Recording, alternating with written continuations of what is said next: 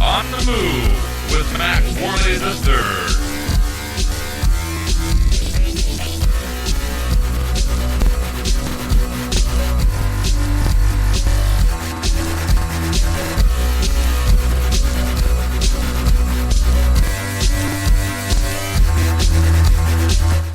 Hello, Mack. It is great to be with you today. I'm really excited about today's show. We have a ton of stuff to cover today, as usual. Like always, we are buried in articles about things that I find disturbing, distressing, any other word that you can use to describe that. But first and foremost, everyone, my name is Mack Worley III, and this is On the Move, the show that attempts to inspire you to stand up for your rights. Now, for any of you out there who may be new to the program, this show is dedicated to inspiring people to stand up for their rights. And by that, there are so many things out there that are going on that, it's incrementally stepping more towards statism, less toward individual liberty. And these are things that we're going to talk about today. This episode is titled, We Are Beset on All Sides. And that's the way, for me, that's the way it really feels. And give me 1 second here, guys. We have a caller on the line, but I'm going to go ahead and mute the caller for right now, and we'll get to you in 1 second here. Anyway, so I have a few things I want to discuss first here before we take a call. And first, let me just break down some of the topics that we're going to talk about today, and then we'll move on into some of the things I had in mind to speak about right now that I wasn't really planning on talking about, but, I kind of feel I need to right now. So first and foremost, we're going to cover the Weekly Defender. This is a segment where we report about armed citizens in the news. Then later in the Mack Attack segment, we're going to discuss a few topics that I find particularly disturbing, and those topics are what I'm calling basically Hitler Youth 2.0. It's the Black Panther Youth Indoctrination program that is called the Radical Brownies. They're teaching little kids to be militant racists, essentially. This is the way I look at it, and I don't think that there's many other ways to look at it when you hear the words that they say. We'll get to that, and you guys can make up your mind for yourself. Don't take my word for it. But then after that, we're going to move into a Big Brother-style telescreen. If any of you have read the book, the George Orwell book, 1984, you'll be familiar with these telescreens that are in the book where, the government can look inside your home, and they do, and you can't turn it off, and there's nothing you can do. They can basically eavesdrop in every conversation and watch you in your home. Well, Samsung decided to make a TV that can do just that. So, again, 1984, George Orwell, man, that guy's predicting things way before its time. So, and then I want to analyze a few comments that were made by Chris Cuomo. He's a CNN anchor. He just so happens to be related to Governor Cuomo. And he said something that I find particularly disturbing. And it's his comment that he said, "Our rights do not come from God. Our rights come from collective agreement and compromise." And this is something that I definitely want to deep dive on and analyze later in this episode. And then we also have an article that I'd like to get to. It's about car hacking, how you can actually, with a computer, take over complete control, brakes, steering, especially in these new modern cars that have, the automated steering that will allow you to park the car or parallel park the car. That can actually be taken over by a computer. It is a real thing. Yes, it is. We're going to get to that. And we got many, many other topics in the news that we're going to get to. But, like I said, today's episode, it's called We Are Beset on All Sides. And for me, I feel like every day I wake up, there's something else going on. Somebody else trying to take away our rights. Somebody else trying to use justification of fear and whatever other reason that you can think of. I mean, the kids, that's another big one. Oh, we got to do it for the kids. And we're supposed to be so afraid, and we're supposed to sacrifice our liberty to gain security, which is the exact opposite of what Ben Franklin told us to do. He said, those that would sacrifice liberty to gain a little security deserve neither and will lose both. So, this topic, beset on all sides, it reminded me of the Bible verse. I believe it was Ezekiel 25:17. I'm not a particularly religious man myself, so but I find Christianity and in all religions in general, interesting. So I refer back to them sometimes. And this or this passage in the Bible, it's Ezekiel 25:17. It says, "The path of the righteous man is beset on all sides by the antiquities of the selfish and the tyranny of evil men. Blessed is he who, in the name of charity and goodwill, shepherds the weak through the valley of darkness. For he is truly his brother's keeper and the finder of lost children." And this was made famous by the movie Pulp Fiction. Any of you out there who are familiar with that movie will know it goes on, and the guy uses it right before he shoots somebody. This is like his thing that he says. He thought it was a cold-blooded thing to say before he shot somebody in the movie, but this is I believe that was Samuel L. Jackson, if I'm remembering correctly. But he finishes it with, "And I will strike down upon thee with great vengeance and furious anger those who attempt to poison and destroy my brothers. And you will know my name is the Lord when I lay my vengeance upon thee." So, I just kind of wanted to mention it. It's not really particularly relevant to what I'm talking about right now. I mean, I guess it is, but I don't really have any analysis to say on that. I just thought that was an interesting Bible verse, and I felt like saying it. So, for me, what we're told, and again, this wasn't even going to be the topic. I wasn't even going to talk about this, but what we're told is so threatening out there. All the things that our government wants us to be afraid of, and this establishment of a police state, a surveillance state, they want more and more information. They want more and more control over our lives. For me, I see the government, and this is all governments in general, and historically speaking, I am absolutely correct. I mean, look it up yourself. But the government is the threat. The government is at least the biggest threat that any society faces. Maybe not currently, but it is a possible threat to be the biggest threat out there. Because who has more control and influence over your lives than your own government? Now, I don't particularly care about the government of China. I don't care about the government of Russia unless they're doing something that is aggressive towards us. But our own government, they are the biggest threat. And it blows me away that people are just more and more willing to sacrifice their liberty to counter some kind of threat out there that is a lesser threat than their own government. Your own government is the biggest threat, the biggest influence on your individual liberty and rights. Your own government. They have more ability. Do you honestly believe that cave-dwelling terrorists hiding, from the United States government are as big of a threat? They may be a threat. They may very well pose a very great danger to us, and I'm not denying that. But who is the bigger threat? Is it the cave-dwelling terrorists, or is it our own government? And I'm not saying that right now they are a threat to us. Argument could be made, but I'm not saying it. What I am saying is that with this infrastructure, when this police state, with this surveillance state that's being created, day after day it grows. Our rights shrink, the government grows. This is the nature of things. It will continue to grow. Eventually, we're going to look back and not recognize the country. I already do that sometimes. I already can't recognize my country.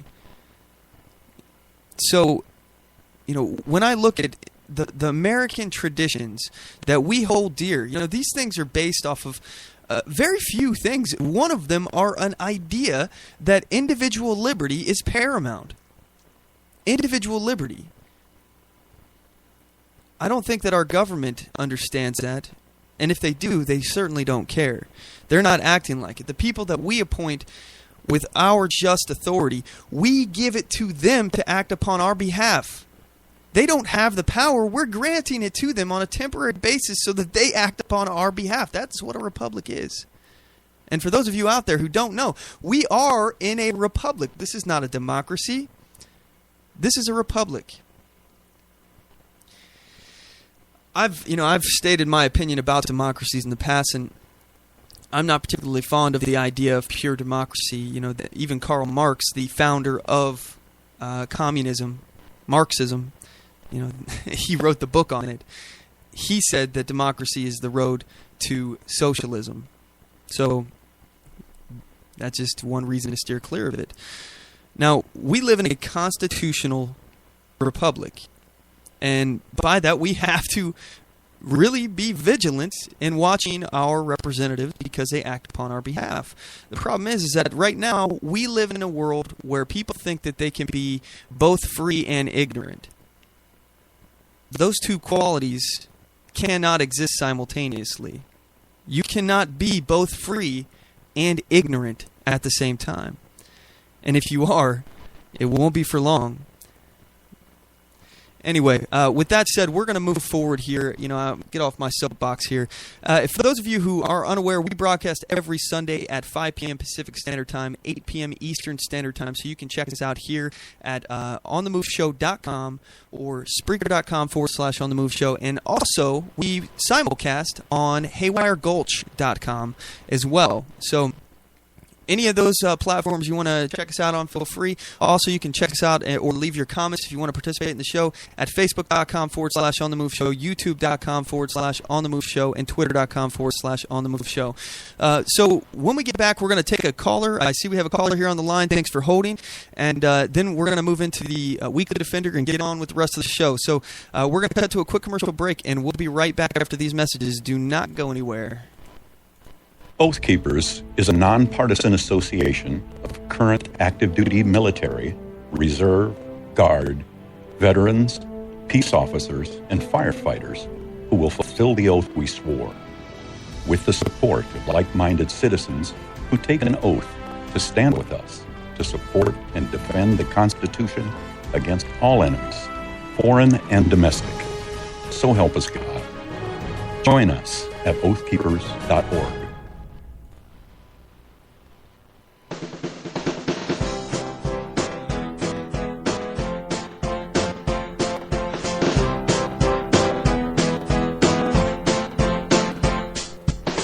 Support On The Move. Help us make this podcast bigger and better. You can do this by going to our store and purchasing one of our hundreds of products. All designs are original and made for patriots like you. Just go to cafepress.com/OnTheMoveShow. We appreciate your support.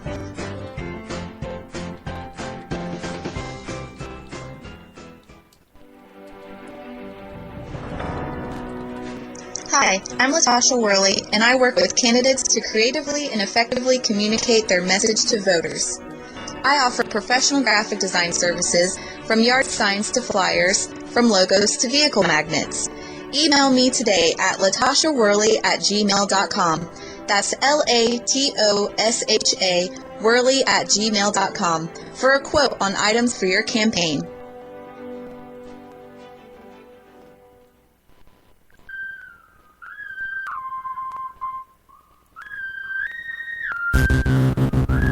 Broadcasting from deep within occupied territory on the far left coast.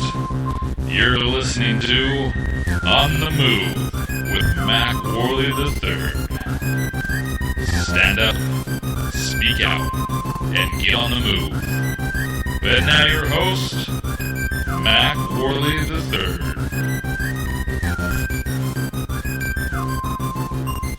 All right, we're back. So we have a caller on the line. I'm going to go ahead and try to put this on here.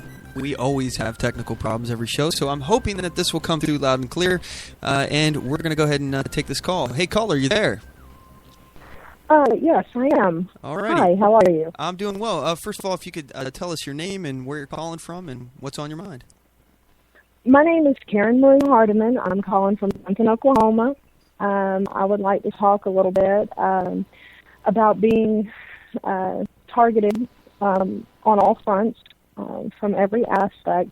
A little bit about what I do and have been doing. I am currently involved in trying to help a well-known activist, patriot, who has been caught up in a legal battle that's been stretching over 5 years. I encourage everybody who has not heard the name Charles Dyer or July 4 Patriot from YouTube to go search these videos, watch them. Again, that's July 4 Patriot from YouTube. What Charles did, he served in the Marine Corps for 8 years. He came home and got involved with the Patriot community. He started encouraging people to learn the Constitution, He would travel around. He would help people lay the groundwork to get militia groups together. He gave speeches at Tea Party rallies. Very inspirational for a lot of people. He brought a lot of people into the movement. And at the same time, he was making these videos. He was getting harassed by several law enforcement agencies over his actions, and he refused to stop them. And at the same time, he was also, unfortunately, going through a custody dispute with his estranged wife, who worked with the FBI to come up with child molestation charges. And even though this man has been proven innocent by DNA, he is still sitting in prison on a 30-year sentence. We're fighting a lot of corruption here in Stevens County, Oklahoma, and unfortunately, this is not something that's just an isolated event. We're seeing patriots and activists from every corner. It doesn't matter, what your cause is, what you're involved with. We're seeing people being targeted legally. They're being arrested. They're being convicted wrongfully in this corrupt court system. People are being targeted financially. They're losing their jobs, their businesses. They're being barred from employment. In some cases, people are actually attacked. And in some cases, as recently as David Crowley, who is also a member of the Patriot community who's making a movie on FEMA, they're murdered. Different journalists. I just recently discovered that a journalist from New York Times had interviewed Edward Snowden and mysteriously died 5 hours later. Michael Hastings, who was investigating the FBI and the CIA, his car exploded, killing him and his family. They ruled it an accident. With that being said, anybody who has any kind of a following or is making a difference to get out there and educate people. The statement that you made before you went to your commercial break, that people cannot be ignorant and free at the same time, is very, very true. Unfortunately, what we're seeing now is those who are going out to educate people and inspire people to get themselves educated and get active and, protect their rights. These people are being targeted. And sadly, in the case of Charles, that is exactly what happened. I have followed this from day one. Charles is he's my personal best friend. I love him dearly. And I encourage everybody who is not aware of this particular case, please. There is a group on Facebook. It's called Patriots for Justice in the case of Charles Dyer.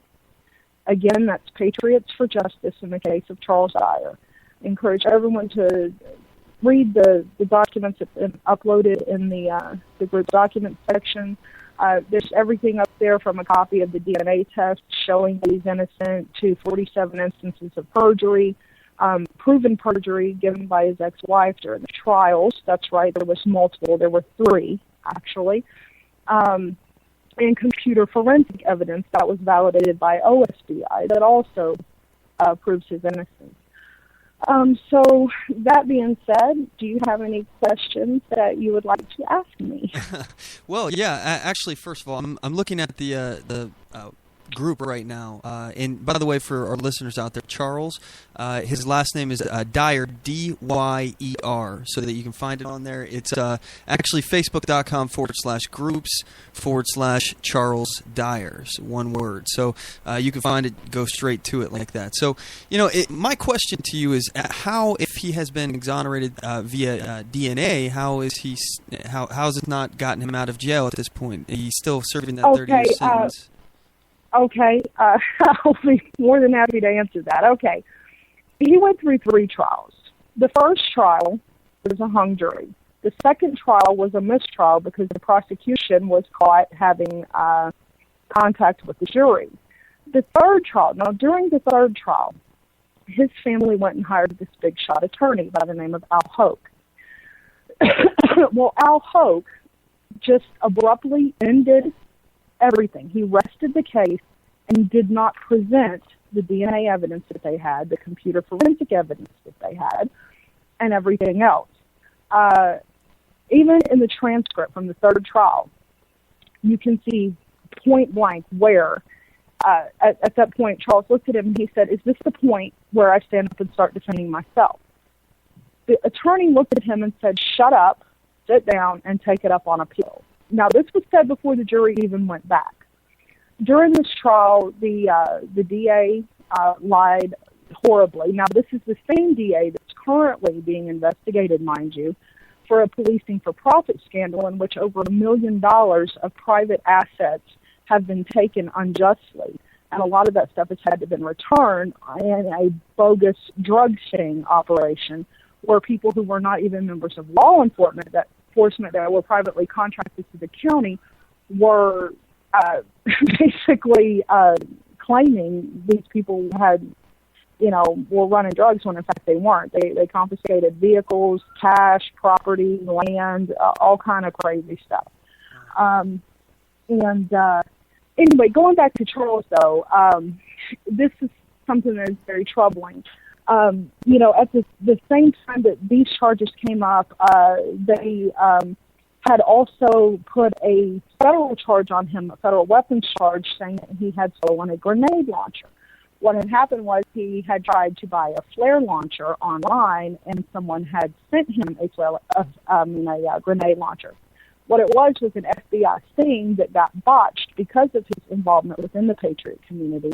And after it was discovered that they already had the person who stole the weapon illegally in custody, which had no connection whatsoever to Charles Dyer, they just took that weapon and tried to set him up on it. Anyway, he was found, he totally beat that case. And then after that, the FBI agents, Gene Poole and Ken Western, told his mother that if she didn't cooperate fully with him, that they would manufacture enough charges to keep him in prison for 40 years. Needless to say, after that was made, they moved forward with the molestation charges. Now, right now, he's fighting it through appeal, and the reason that they're keeping him in there and able to keep him in there is because they're saying that it is due to court procedure, that because that evidence wasn't entered into the third trial, that it doesn't matter. When in fact it does. Now, like a lot of people, I didn't know, even though I've been, pretty active in the community myself for several years, when it comes to, the legalities of this and that, I was always under the impression that, hey, if you had DNA evidence that, they just had to drop everything. Well, that's only true if the district attorney acts in good faith. So far, this district attorney, the attorney that was involved, the judge himself, all of these people have broken laws by the American Bar Association, their standards. I mean, they have been in violation of so many laws and so many codes of ethics and conduct that it is absolutely ridiculous. And the more troubling comments is, whenever all this stuff happened, whenever they would go to the mainstream media when they were talking about it, they wanted to label him as a Timothy McVeigh-like subject. It's like he was being, even from the start, they were targeting him for his involvement in the Patriot community, not because of any wrongdoing that he did. He didn't hurt his own daughter. It's insane. So I'm at a loss as to explaining how he's still being held because, I know what the facts of the case are. And it's mind-blowing to me even how somebody who's got so much evidence, and every shred of evidence in this case points to his innocence. So there. Karen, I'm curious, when is his next trial? Because, I have my own personal experience with the courts, and I know it takes some time. Yeah, right. Well, we don't know. That's just it. Right now, as far as a new trial, part of the appeal process is asking for something called post-conviction relief and a new evidentiary hearing. That is what he is petitioning the Oklahoma criminal courts for right now, the state courts. Every appeal that he filed with the district court went back to the district attorney and the same judge. So, of course, they just rubber stamped it and didn't do anything. And so now it's sitting at a state level. We should have heard back literally any day. And any day, word could come in on what's going to go on, whether or not they're going to grant him a new evidentiary hearing so that this evidence can be presented to the courts. And if they just rubber stamp it, because, this is obviously bigger than just, your everyday court case, then because he is who he is and because of his actions within the Patriot community, this may even wind up being fought at a federal level. His parents have spent their retirement. They have spent over $110,000. All of their retirement, all of their life savings gone fighting this. So is there any kind of defense fund or anything set up for him? Yes, we do have. It's an ongoing thing. From time to time, we'll do an event in that group, Patriots for Justice, in the case of Charles Dyer. But all donations can be sent directly to his mother. She is handling all aspects of everything for him at this time. And that is Jan Dyer, D-Y-E-R, 5103 Hope Road, Marlow, that's M-A-R-L-O-W, Oklahoma, 73055. Also, she does have a PayPal thing set up, and that can be sent via her or to her email address, which is MissQuilt42@yahoo.com. That's MissQuilt42@yahoo.com. That's what she does in her spare time, is make handmade quilts and everything. But yeah, we're trying to help the family in any way that we can with that, and asking that people just get involved, go look and see what is going on with this case. Yeah, absolutely. And by the way, Karen, I appreciate you bringing this to light here. If you could do me a favor, because I got like a million other things that I pay attention to at the same time, I'll keep checking in on the group. And in fact, I literally just sent a request to join the group myself. So if you could keep me, give me a heads up if anything else is going on with this, I would really appreciate it. Any kind of movement, if he goes to trial or if something happens, just let me know. I'd be happy to have you come back on and talk about it again. But we actually have to move on, Karen. So thanks again for giving us a call, and I really do appreciate you.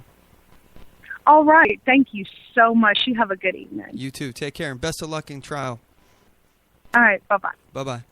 All righty, guys. So that's really amazing information. And, I think it's important to discuss these kind of things. I've talked about in the past how, people will get targeted. Activists will get targeted and essentially become deactivated. This is potentially one of those cases. Granted, I'm not very familiar with this situation, but if everything we're being told is factual, then this is one of those cases where you have a corrupt justice system and they're targeting people. And one thing that I have an issue with is this idea that judges and prosecutors and police, that they're separate entities and there's no colluding going on here. Let's be real here. I just want to point out, and I'm not saying this is everywhere. This isn't every single place, but let's point out the relationship first of all. Okay. The police bring a perp to the prosecutor takes it to the judge. These guys are on the same team. These guys are all on the state's team. They're the state team, all right? The individual is the odd man out.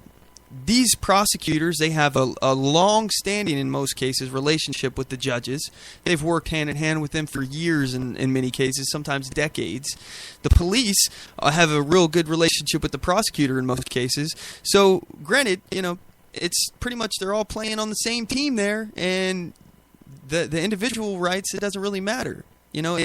Because if you have, the police, the prosecutor, and the judges actually colluding with one another, there's not much that you can do about it except keep appealing and keep fighting injustice. Right now I'm in my own court battle. Many of you may know that, and I'm not going to get into that right now, but this is something that actually is concerning to me. It's very concerning to hear this kind of stuff going on, and I'm not sure, what the outcome of this is going to be. I'll definitely be following that. And if you guys want to follow it yourself, again, that's facebook.com/groups/Charles Dyer. So check that out. Anyway, we're going to go ahead and move forward here and go into the next segment of the show, and we like to call it the Weekly Defender. And now it's time for the Weekly Defender.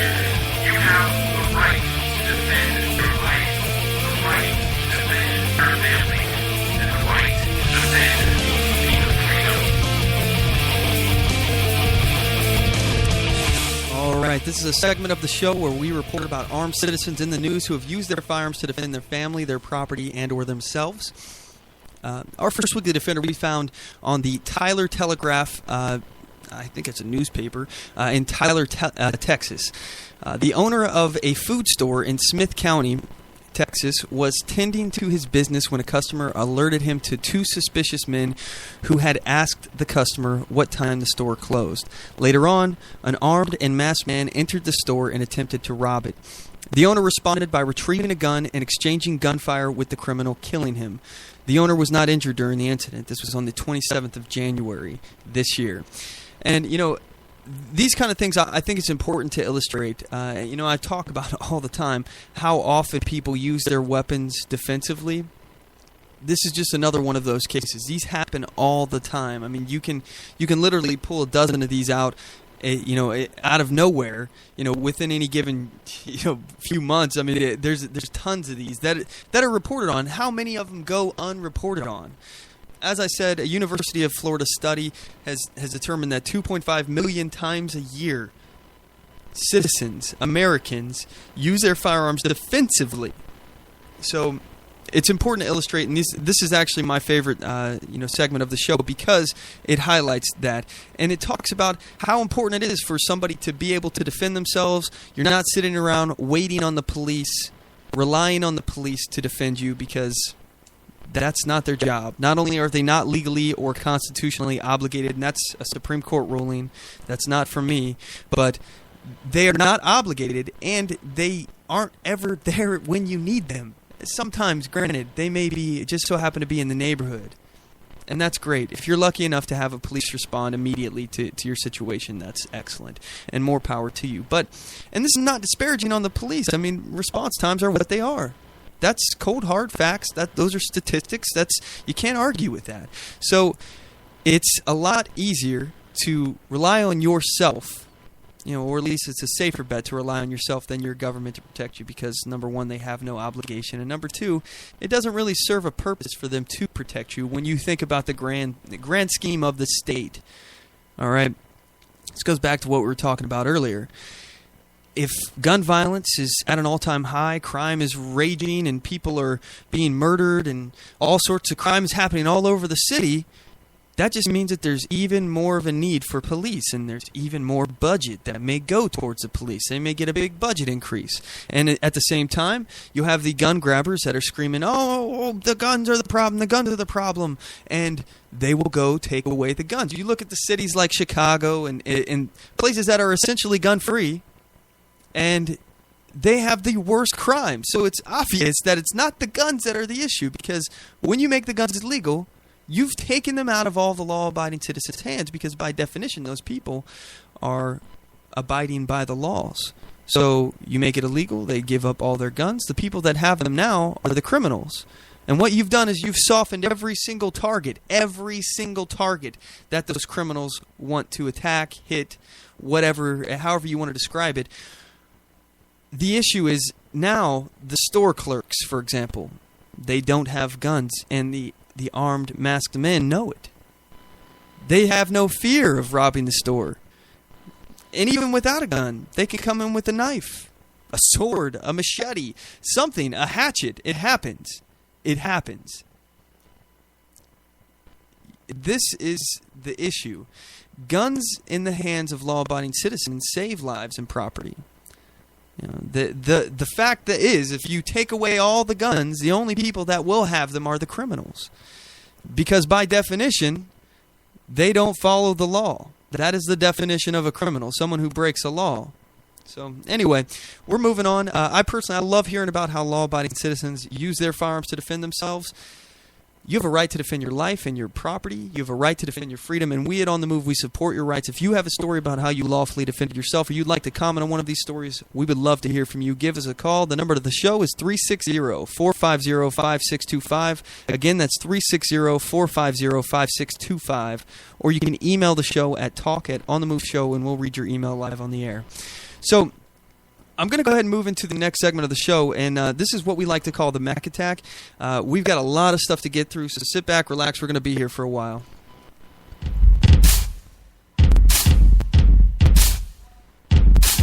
It's time for the Mack Attack!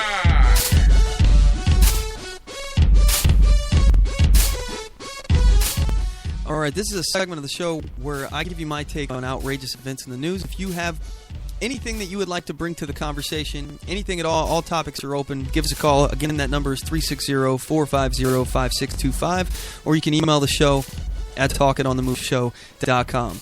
Before we move forward here, I want to actually I want to backtrack a little bit from last week's episode. We were talking last week about forced vaccinations, and I just want to play you guys the interview that kind of sparked it all. I don't believe I actually played this last week, and I was kind of surprised that I somehow let it go. But this is an interview that Rand Paul had when he was actually talking to a news anchor about vaccinations, and I'll just play the clip because you may have heard it by now, but I find it very fascinating. So anyway, here we go. But I just have to begin by asking, did you really just say to Laura Ingraham that you think most vaccines in this country should be, quote, voluntary? Well, I guess being for freedom would be really unusual. I've heard of many. So first of all, I'm looking at the video I'm playing right now, and his face is kind of like confused. Like, I guess being for freedom is unusual. That must be an unusual thing. But anyway, it went on. Here's some more of it. Many tragic cases of walking, talking, normal children who wound up with profound mental disorders after vaccines. Senator, I'm sure you know that most of the research on this indicates that these actually cost more money over the long term than they save. Well, Are that's you saying incorrect. Your plan will be different? Let's go back again. Your premise and your question is mistaken, okay? Let me finish. Hey, let me finish. Hey, Kelly. Hey, I'm sorry, go ahead. I'm sorry, go ahead. Calm down a bit here, Kelly. Let me answer the question.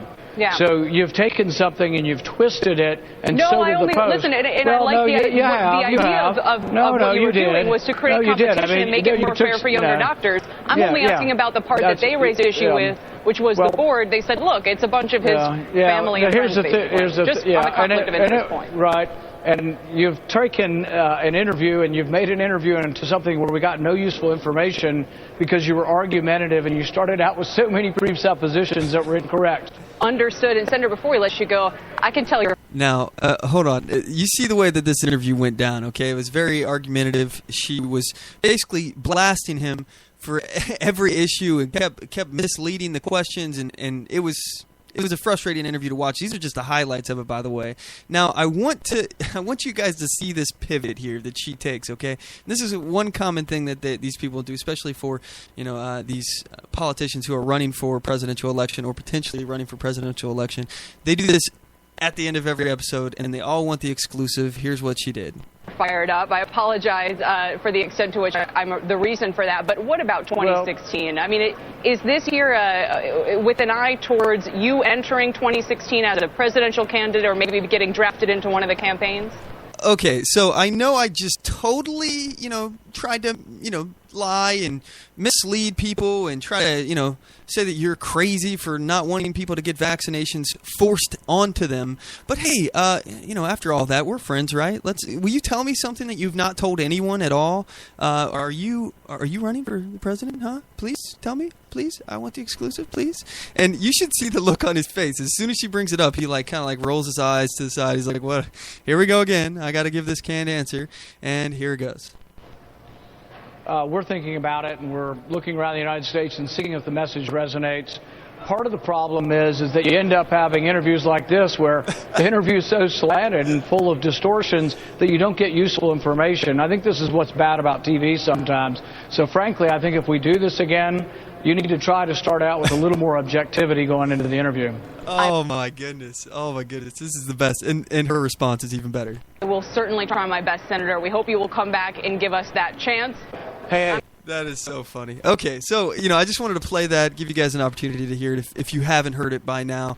And also, he's kind of, Rand Paul, by the way, he's been talking about vaccinations a little bit in the news. And, people think that he's this anti-vaxxer. He's against vaccinations, which is just not the case. He's not against vaccinations. And by the way, if anybody had the right to be against vaccinations and as far as, having knowledge on them and things like that, you would think it would be people like, I don't know, Rand Paul, because he was a doctor. That's just me. He personally has more information about, medicine and medical knowledge anyway, than I will ever know. So if anybody has a right to say, maybe vaccinations aren't so good, it would be this guy.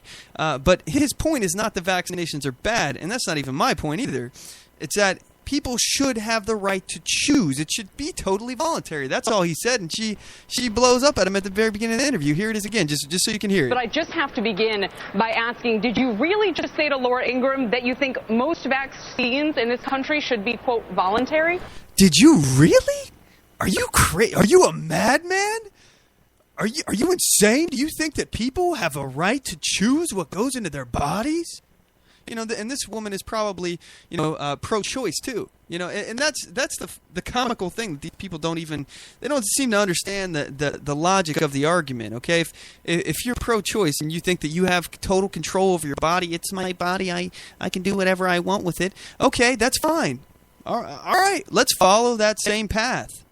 Then I don't want the state to forcibly stick needles into my body and to try to vaccinate me, and I don't want the state to try to have any authority whatsoever in any kind of case precedent whatsoever that allows people to be sterilized. What's next? Where people are going to get euthanized just because, oh, wait a minute, we already have that. It's called the death penalty. These things are very concerning to me anyway. And I've given my take. I don't think I've mentioned my take on the death penalty on our show in particular, but that's a conversation for another day. I don't want to get into that right now. So, but anyway, another conversation that was had by Rand Paul. He gave basically, it's a little canned interview. He's sitting here on a little couch or whatever, and he's talking about vaccinations. I'll go ahead and play it so you guys can get an opportunity to hear what Rand Paul actually believes in terms of vaccines. Well, the first sort of thing you see with martial law is mandates, and they're talking about making it mandatory. I worry because the last flu vaccine we had in the 1970s, more people died from the vaccine than died from the swine flu. I think you have to use your brain, but I think every individual should be allowed to make that choice. For example, 20 years ago, my parents gave me smallpox vaccine, and I would do it again. Smallpox was an awful disease, and the vaccine wiped smallpox out of civilization, basically. The only people left with are bioterrorism labs that have smallpox. I would have also taken the polio vaccine. I know a lot of people had polio, and we stopped it. But am I going to take the swine flu vaccine? Unlikely, until I'm certain that it's safe, and I'm not going to have my kids take it until I know it's safe. But I'm not absolutely saying that I won't take the vaccine, but I say you have to be careful. You have to weigh the risks of the disease versus the risks of the vaccine. But I'm not going to tell people who think it's a bad idea that they have to take it, because everybody should be allowed to make their own health care decisions. And that's the problem with allowing more and more government. There was a vaccine about 3 years ago for rotavirus. It's a diarrhea-type virus for children. They started giving the vaccine, but kids started dying from a blockage in their intestine, which they linked to the vaccine, but it took them 6 months to figure this out. And meanwhile, they had already talked about making it mandatory. The whole problem is not necessarily good versus bad on vaccines. It's whether it should be mandatory or the individual makes the decision. And sometimes you want to not be the first one to get a new procedure. You want to see if it works well before you choose. And, I think that is a completely reasonable argument to make to these. I didn't even really necessarily want to talk about vaccinations today. I felt like we kind of hit that pretty hard on the last episode. But I figured it was important to actually talk about this as far as, the conversation about vaccinations that I'm having anyway is not the fact that vaccines are bad. Yeah, some of them may be bad. Some of them may have a higher risk of taking the vaccine itself than from the virus. A lot of people don't take, for example, like the tetanus shot because they have heard the side effects of what will happen with tetanus, and then they look at the likelihood of something negative happening and compare it with the likelihood of actually being exposed with tetanus, and, some people have decided not to. Personally, I'm not going to be vaccinated unless I absolutely have to, unless something is going around and I'm afraid that I don't want to get it. Right now I'm a non-vaxxer totally as far as my body is concerned, unless I run across some new information. But these are choices that I have made, and I'm not trying to say that you guys shouldn't have the right to take a vaccine if you want. Go ahead. What you put in your body is no concern of mine. Seriously, I don't care what you put in your body at all. So if you want to put motor oil in your body, that's bad for your health. I'm sure. I wouldn't recommend it, but I don't care what you do. It doesn't affect me. All right? As long as you're not hurting me or someone else, it doesn't matter. If you're only hurting yourself, who am I to get involved in that? Unless we're talking mental health issue kind of stuff like that, and where you need help, it's none of my business. None of my business. I have no reason to get involved in that, and I hope, and not only hope, but demand that people stay the hell out of my business. That's all I want. That's all, and that's what I think most people want. People just want to be left alone. Mind your business, right? So anyway, we have another topic I want to move to here, and this is what I'm calling Hitler Youth 2.0. This is it's essentially a Girl Scout troop that was started by the Black Panthers. Many of you may be familiar with this, organization. It's been kind of rebounding recently, especially after the Trayvon Martin, George Zimmerman case, and then it went even further with the Ferguson thing, and it's just getting more and more and growing and growing and growing, and there is truly a rebirth of the Black Panther Party inside America. I mean, granted, it probably never went away entirely, but it definitely has been growing over the past, last few years. So I want to talk about this group, this Girl Scout group, and they're called the Radical Brownies. All right, that's what they're called, and it's basically a girls group that they get out and they become active. That sounds great to me. Get on the move. That's what this whole show is about: inspiring people to go out and assert their rights, those kind of things. Hey, I'm all for teaching kids, especially the Constitution, case law, things like that, what their rights as individuals are. But this is different. This is not what I would support in the least. This is very close. I think this is tantamount to child indoctrination, brainwashing. But let me first play you. I have two clips of this. The first one is a kind of a piece that didn't really it didn't show all the negatives of it, and you could probably be left with like, oh, well, maybe that's not that bad. But then I'll play another clip, and you'll get the real version of what it is. So here's the first clip.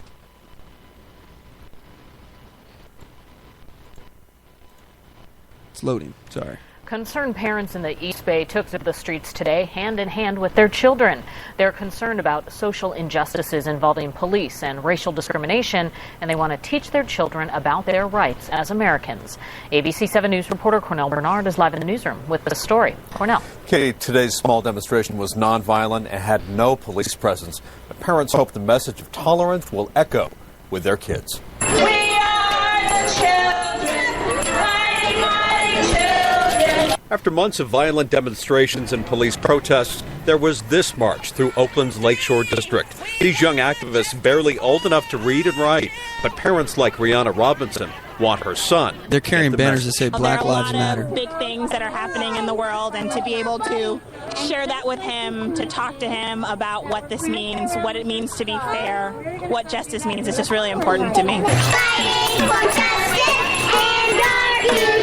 The group marched right through Lake Merritt's Farmers Market, getting lots of attention. The colorful mamas of the 99% organized the march with their kids. It's difficult as a parent to have to explain things like this to your children.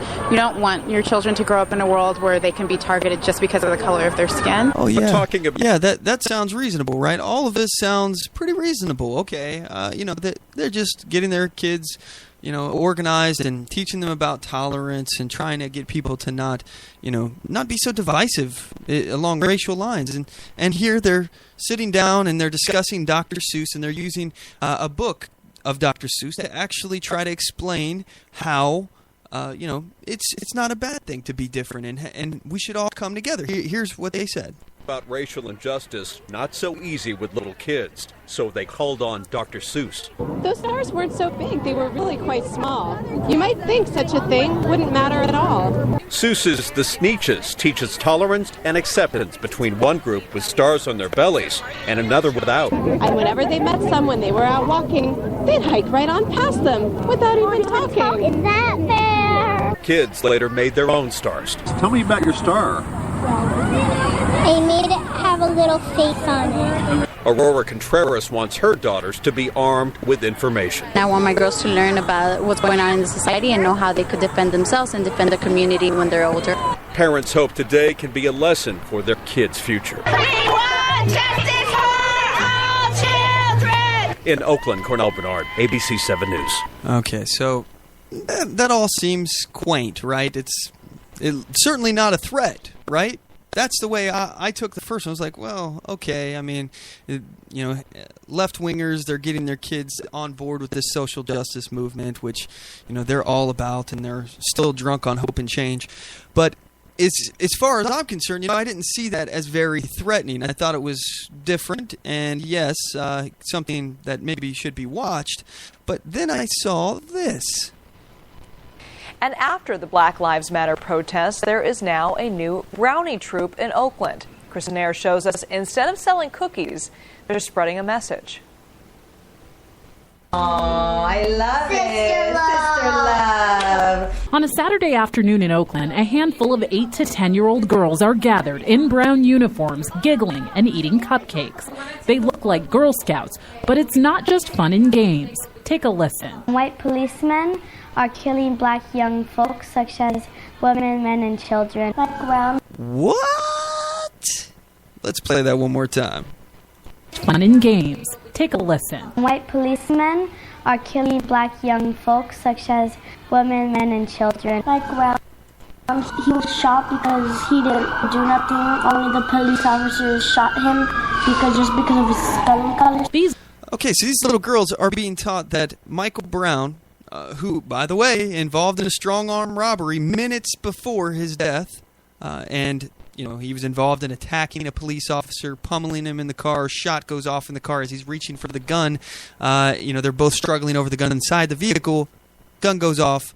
Michael Brown takes off. Policeman follows or pursues, tells him to stop. He turns around and starts bum rushing right at the police officer, and he is shot. So, yeah, he was absolutely shot because of the color of his skin. Yeah, right. And these are the things that these kids are being taught. They're being told that white police officers are killing black people for no reason other than the color of their skin. This is the group that... It's one thing to teach kids about liberty. It's one thing to teach kids about individual rights, law, the government. It's even another thing, because I understand that some of my views may be potentially considered radical as far as on the other side of the spectrum. These guys are so far on the social justice left-winger side of the spectrum. And, some people could say that, maybe my views are close to anarchy, but I disagree. I'm not an anarchist. I don't believe in anarchy. I mean, I believe that it can exist, and I understand what it is. It's a real thing. I'm not saying it doesn't, but I'm saying that less government, not no government. Okay? That's what I say. All right? Less government control, less government in your life. Be very vigilant about the government that you have. You have to pay attention. You have to restrict it. You have to bog it down. You have to be on top of these these representatives at every step of the way to make sure that they're doing your bidding, because that's their job. That is their job. Their only job is to do your will. Your will. And follow the Constitution, I guess, is the second, probably the most important part of that. So it's up to us to determine that these people follow the Constitution. As far as I'm concerned, though, teaching kids these kind of things is fine. If you teach them an ideology, if you're teaching them the Black Lives Matter, and social justice ideology among the left, that the government is here to provide for you, and you should rely on the government in every aspect of your life, and the bigger the government, the better the world, as far as they're concerned. Even if they taught them those things, whatever. Okay, it's their kids. They can teach their kids whatever they want, but they're filling their kids' heads with lies, propaganda. None of this is true. Police officers aren't out summarily executing black men just because of the color of their skin. I disagree with that. If that was happening, we would hear about it all the time, and they would be good issues, and they would be something that I would have heard about and be like, oh, hey, I disagree with this. Yeah. So I think that police are out there in some cases, violating people's rights. I'm not a police fan. I'm not just an outright fan of police, but I do support oath keeper police officers, people who swore an oath to defend the Constitution and actually believe in that oath and will defend it. Will put their honor and integrity on the line to defend that oath that they took to the Constitution. I'm a big fan of those people, but I know that not every single police officer out there is like that. Because they're humans, and some humans are selfish, some humans are racist, yes. Some humans are just plain jerks. So I believe that the cases that we're being told that, especially these, most of the cases that go to the news, and we're being told that, this was a clear case of an officer killing a black man who was unarmed. And by the way, let's actually delve into that. Unarmed doesn't necessarily mean that they were not a threat. Look at Michael Brown. He was a big, big man. All right, he's almost 300 pounds, I think, and over 6 feet tall, steamrolling towards an officer. Already attempted to try to take his gun once. You don't think that's a threat that could possibly warrant the use of deadly force? I think if I was just a person out there and I had a scuffle with an individual of Michael Brown's size, and then he started hauling back towards me, I'd be in fear for my life, because if he took my gun, he could use it against me. Not even that, but a man that size could pummel me into the pavement. I'm not saying that. I can't hold my own, but a guy that size has a potential. If he hit me, he could kill me. These are the things that will go through my head, and I'm sure went through Officer Darren Wilson's head.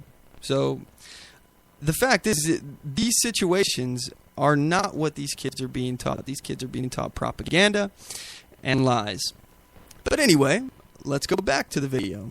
Girls are called the radical brownies, and instead of learning sewing, they're learning social justice. Even their uniforms have a message. The beret, it's a Black Panther and brown beret twist. I think it's very appropriate. A lot of the work that the Black Panthers did was community-oriented. Marilyn Hollandquist and her friend Ana Yvette Martinez co-founded the group about a month ago after Ana Yvette's daughter, Guadalupe, told her she wanted to join a girls' group. How amazing would it be to have a girls' troop that was really focused on social justice, and where girls could even earn badges. They earned it for marching in this Martin Luther King Jr. Day parade in Oakland last month. Girls felt really just passionate about the topic, and they loved being there. Black Lives Matter! Well, you guys are really tackling some big issues. They are big issues. But we also feel like these are conversations that they're not too young to be having. It's triggered an avalanche of criticism online. One man tweeted, "I thought brownies were supposed to sell cookies, not this agenda. This is very disturbing." Another, "Can the left just let kids be kids?" Others accuse the brownies of brainwashing. We did strike a nerve. We definitely did strike a nerve. But Marilyn says they are not telling the girls what to think. Kids So the kids just decided that Michael Brown was killed because of the color of his skin. I highly doubt that this is being pushed on these kids. Honestly, I don't see how you could see it any other way. These kids aren't capable of formulating these kind of abstract thoughts. And to even speak on that, do they even know what social justice means? That's something that is more of a rhetorical question, because when you ask somebody from the left, if you ask 10 people what social justice is, you're going to get 10 different answers. You may get a couple of them that are the same, but you're going to get a lot of different answers, because that is a term that, number one, the whole reason it was created was to actually create confusion, to actually get these useful idiots, and not my term, this is a Marxist terminology that they use to describe these people, to get these people to jump onto the agenda. Yeah, social justice, that sounds like a great thing. Yeah, everybody should be treated equally. That's great. Yeah, social justice. And just so you guys know the history of that was literally a term created and used by Hitler.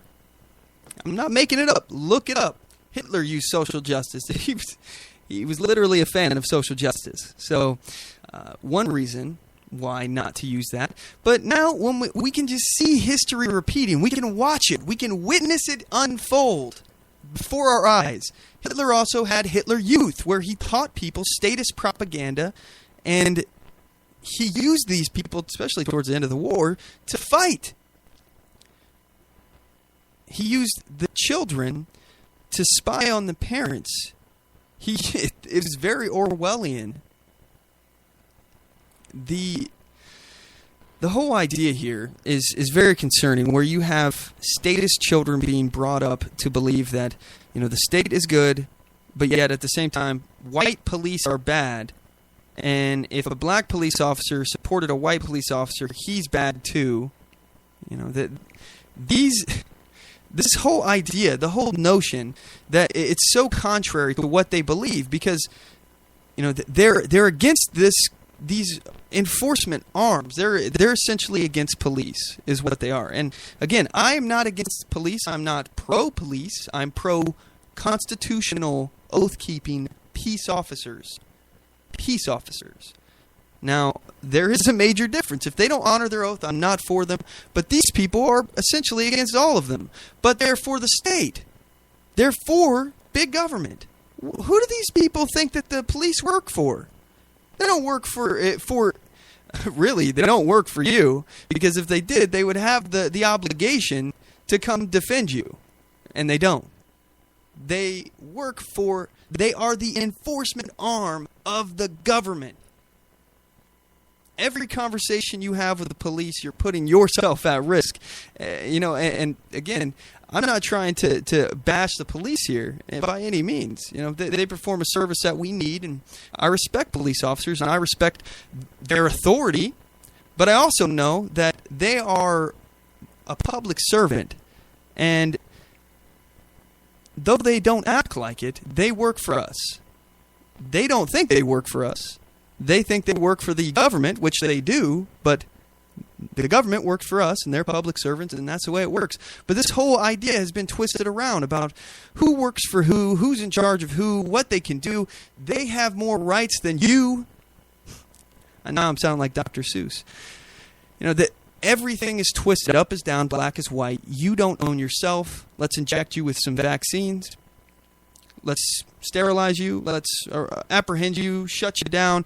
It doesn't matter if you were in violation of law. We'll tack on some bullcrap, charge here, and then we'll stick you in court, and you'll be a deactivated activist.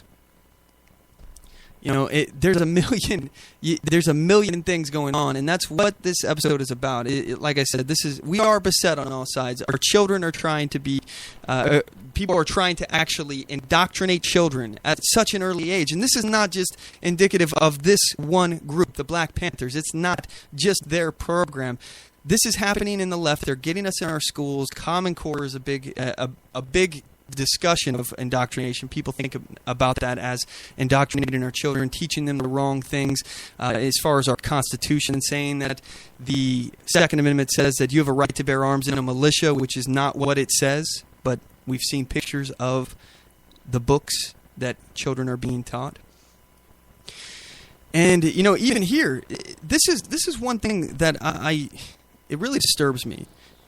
Right across the bridge, I live in Vancouver, Washington. Right across the bridge, there's such a program as the Portland Bus Program, where they take children as part of a required school event where, in order to get credit for their class, they have to participate in the Portland Bus Program, where they go around and knock on doors and essentially give out left-wing propaganda to get people to vote for Democrats as part of a school assignment. And they're teaching these kids these things, and the kids they have no choice. This is part of their schooling. This is what they have to do. The left is smart. I worry. I really do worry for us, because we are growing. People like you, people like me, we are becoming outnumbered. And and not that people don't care, not that there aren't more Constitution-loving, freedom-loving patriots out there than there are these leftists, but it's an ideological thing. We want to be left alone. All right, so I'm inclined to just keep to myself. I'm sure you are. I don't want to have to be involved in my neighbor's business. I want to be left alone.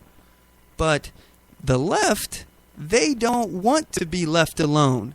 They want to come after people. They want to create more laws, increase the federal Leviathan. They want to keep making our government grow, because they believe that government is the answer to the problems, where you and we believe that the government is the problem, is the biggest threat that we face. That's the difference here. And I'm concerned that if more patriots don't wake up, we're going to get outnumbered real quick, really quick, because we're staying silent so often. And again, it's part of our ideology. We just want to be left alone. But we need to activate. We have to activate. I've said it before, and I'm sure I'm going to say it again. It's up to each and every one of us to activate, to actually turn on whatever we can do for liberty. If you have a skill, turn it on. Do something to push the dial of liberty forward. And whether or not that's talking with people, I mean, it's something as simple as that, and we should all be doing that. And we should all honestly try to activate at least one or two other people. If we can do that, honestly, we'd be fine. If those of us who are already awake can contact friends, family, anybody, and get two other people to wake up to what's going on, how our rock of liberty is literally being chipped away day by day, and eventually it's going to be unrecognizable, and it almost is at this point, comparatively speaking, to what it used to be. If we don't do something and we don't get more people on board, we're going to be outnumbered. The left is coming after our youth. They're getting them early. They're increasing the state power. These kind of programs where people are disenfranchised, people who believe that that their lot in life is not as good as it should be, and they find somebody to be angry about.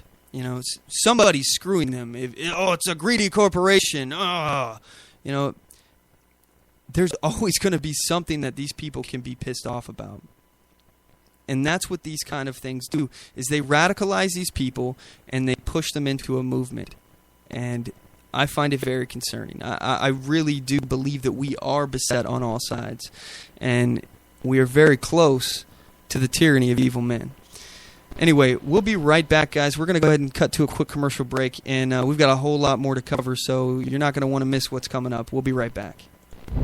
I do solemnly swear that I will support and defend the Constitution of the United States of America against all enemies, foreign and domestic, and that I will bear true faith and allegiance to the same, and that I take this obligation freely without any mental reservation or purpose of evasion, pledging my life, my fortune, and my sacred honor So help me God. Join us at oathkeepers.org.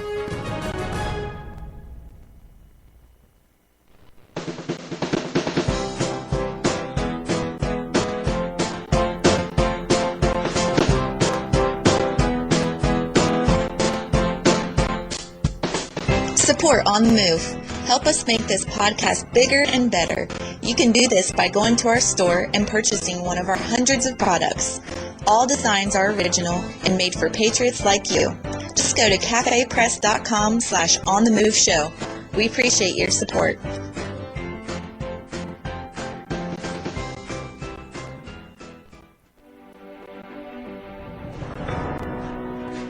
Hi, I'm Latasha Worley, and I work with candidates to creatively and effectively communicate their message to voters. I offer professional graphic design services, from yard signs to flyers, from logos to vehicle magnets. Email me today at latashaworley@gmail.com. That's LATOSHA Worley@gmail.com for a quote on items for your campaign.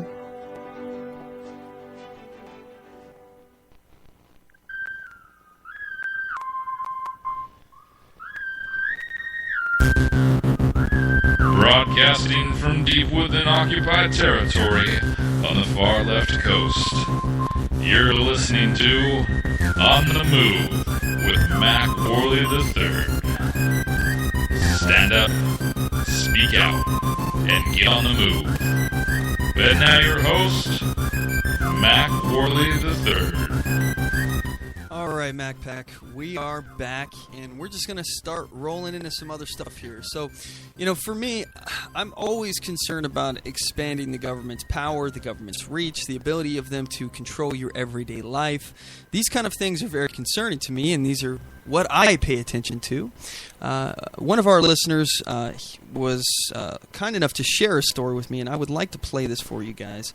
Or not play this for you, but read this article here for you. This is about the telescreens I was talking about. This is Samsung's TVs.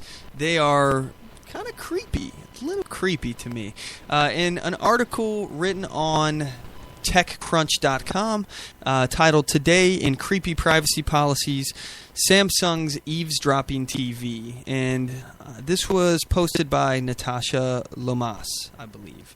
So, anyway, this TV is essentially a internet-connected smart TV, and it allows people to use voice activation, so to speak. So you say a command, it's very Star Trek-like, where, computer, turn on lights, those kind of things, One of those days, we're almost there now. We may even be there now. Maybe I'm a little bit behind the times. But this smart TV, these kind of smart TVs with the voice commands, they have voice recognition. So you can actually interact with your TV using your voice. You don't need a remote control.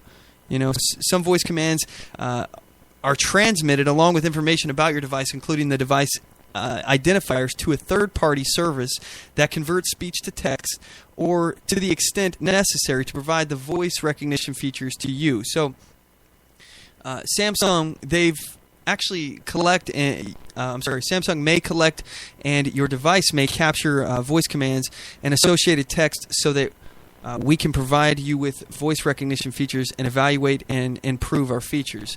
So please be aware that if your spoken words include personal or other sensitive information, that information will be among the data captured and transmitted to a third party through your voice recognition software. So that's kind of concerning. So, many of you may already be concerned with this. I personally try to watch who I'm giving my information to and check the privacy concerns with companies and things like that, which is one reason why I don't have Facebook installed on my phone. That they ask you to have access to every single part of your phone. I don't have Facebook installed at all on my phone. If I do want to check out Facebook, I'll just get on the computer. So, I'm sure they've got access through a million other ways anyway, and, it's all networked and connected. Regardless, I try not to make it easy for them. But we're literally putting something in our homes that they can listen to every single thing that's going on in the room.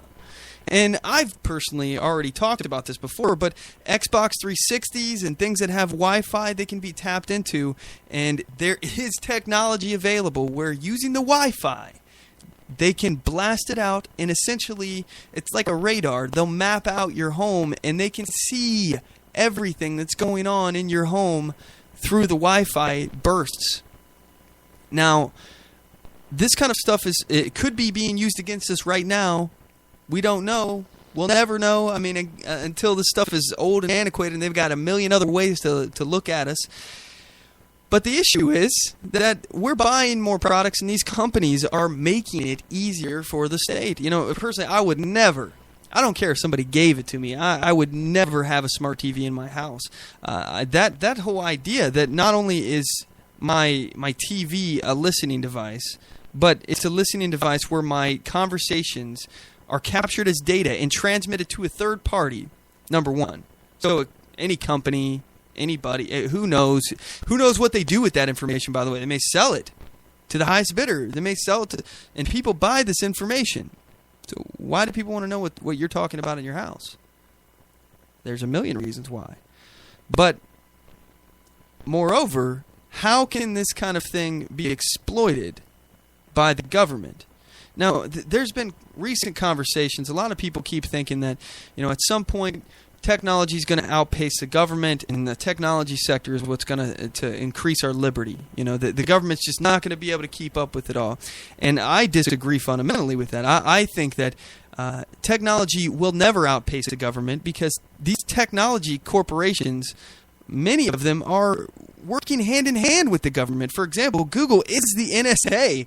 Google and NSA, they're the same thing. I mean, there's really, the lines have pretty much blurred.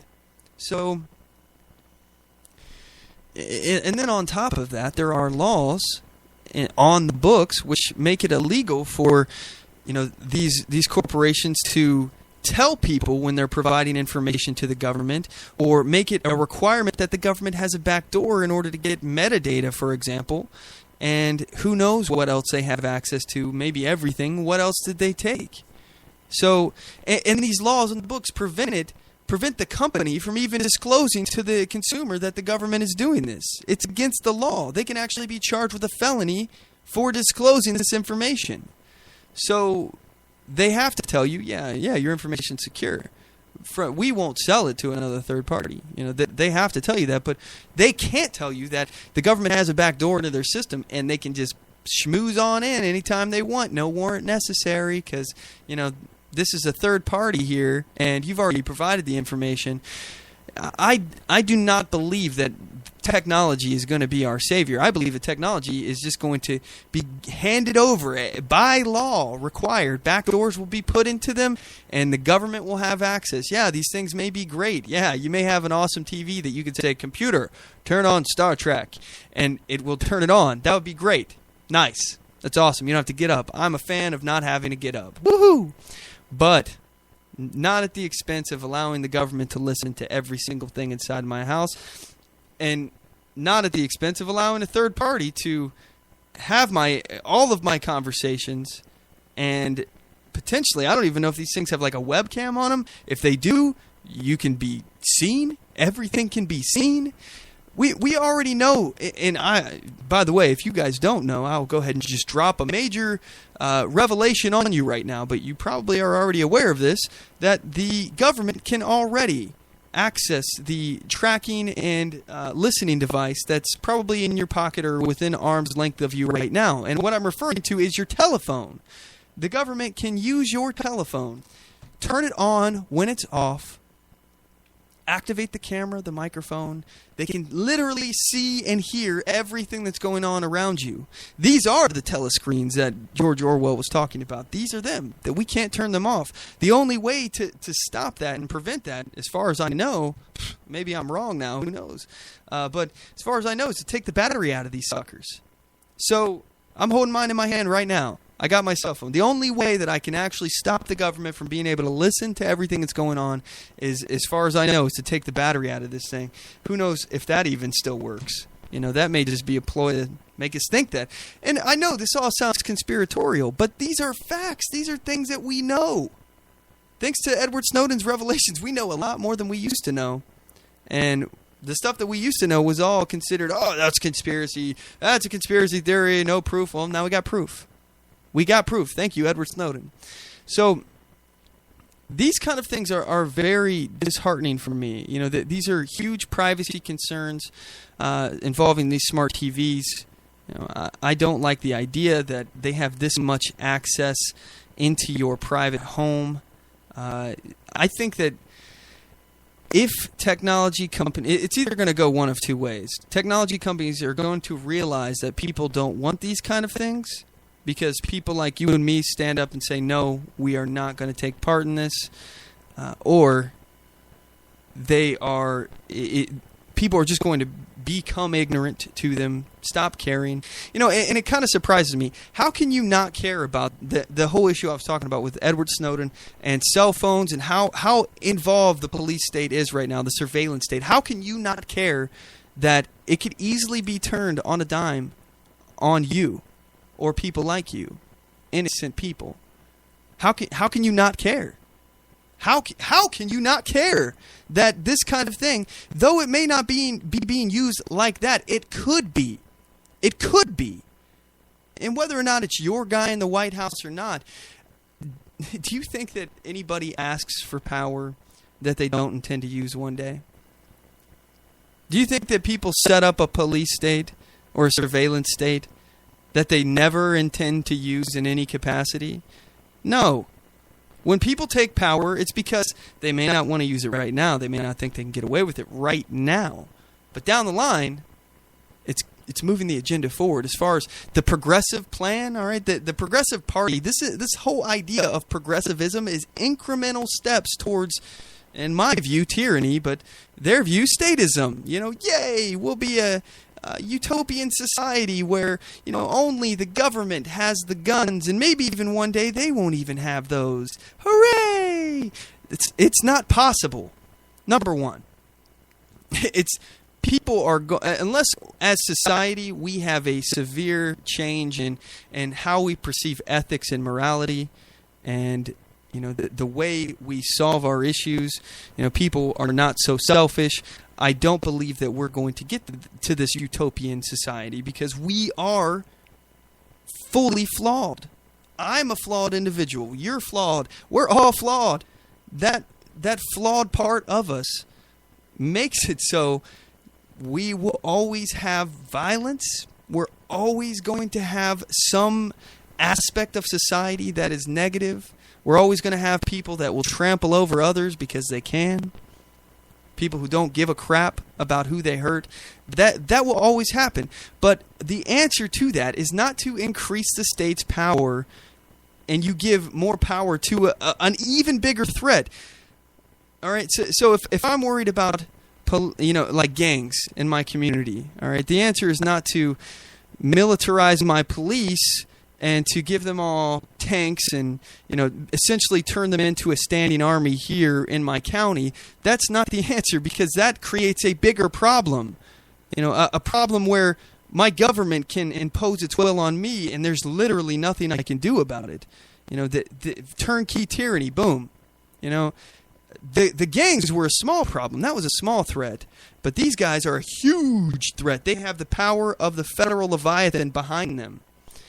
These are the things I'm concerned about. I fail to understand the logic used by the left in creating this big Leviathan that can affect every single aspect of your life. It can literally put you in jail.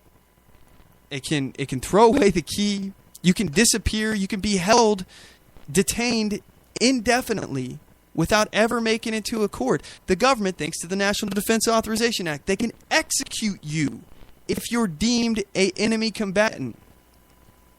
Okay? If they say that you're possibly a terrorist, they can just kill you. They can just kill you. Now, who says that you're an enemy combatant? The government. The government decides. Oh, so the government decides if you're an enemy combatant, and then the government can kill you. Well, okay, that makes a lot of sense. That would be like me saying that if I decide that you don't own it anymore, I can have your car. and I can just take it. So, it doesn't matter what you say. If I decide that you don't own your car, I can just come take your car. Well, what's wrong with that? I can just decide. Since I'm deciding that you don't own the car, it's already been decided you don't own that car. So what are you complaining? I'm taking your car. You don't own it anymore. I've decided. You see what I mean? It's illogical. The government will continue to grow. The government, the idea that you can create these systems and the government will have these checks and balances. Checks and balances are great when you're talking about limiting government power and dividing it. But when you're talking about the government looking at itself as a whole, all right, we look at these three branches of government as they're divided. We've got the legislative branch, the judicial branch, the executive branch, but they are all the government. So governments grow. Whether or not the Supreme Court, and just look at what they're doing. Oh, man. Okay, not even just the Supreme Court. Let's talk about Congress, for example. Congress is literally making themselves more and more useless every day. They keep kicking the can down the road when it comes to this budget. They keep allowing the executive to make law. They keep giving him legislative authority. They keep giving it to him. All right? Which that went through the Supreme Court, by the way. That they can delegate authority according to the Supreme Court. So this is all expansion of the powers. The Supreme Court is backing up the Congress. The Congress is backing up the executive branch. This is all part of this colluding within government to increase their own power. The only people that are going to say no to the government increasing their power is you and me. People like you and me. That's why we have to activate. We have to say no. And I'm not saying go out there and be violent. No, don't be violent. Violence is not the answer. All right? Education is an answer. That's one of them. Conversations, actually explaining things to people, that's a big deal. Making sure people know what rights they actually have. And this is important, too, because this leads me to another conversation. I was going to get to it in a moment here, but I'm just going to go ahead and jump ahead. There is an interesting story that I want to get to here. Let me find it real fast. Okay, there's a bill going on that would require schools to teach students the appropriate way to interact with police. Now, I don't know what you guys have to say about this, but I find this very concerning that there is an appropriate way to respond to police other than, am I being detained right now? That kind of thing. So this is on counterculturenews.com. The article is written by, doesn't have a person's name on this, no author that I can tell. Anyway, so I can't hat tip to anybody there, but anyway, this bill would force schools to teach students how they should interact with police officers under the proposed legislation bill A4130. Part of the social studies curriculum for New Jersey schools would include a requirement to learn instructions, that's in quotes, for students to speak to police in the ways the state deemed, quote, appropriate. The social studies core curriculum content standards would include the role and responsibilities of a law enforcement official in providing for public safety and an individual's responsibility to comply with a directive from a law enforcement official. So, these kind of things are very, very concerning to me for several reasons. But number one, let me just say, I'm not a big fan of the government telling me how I should be reacting to having a conversation with police.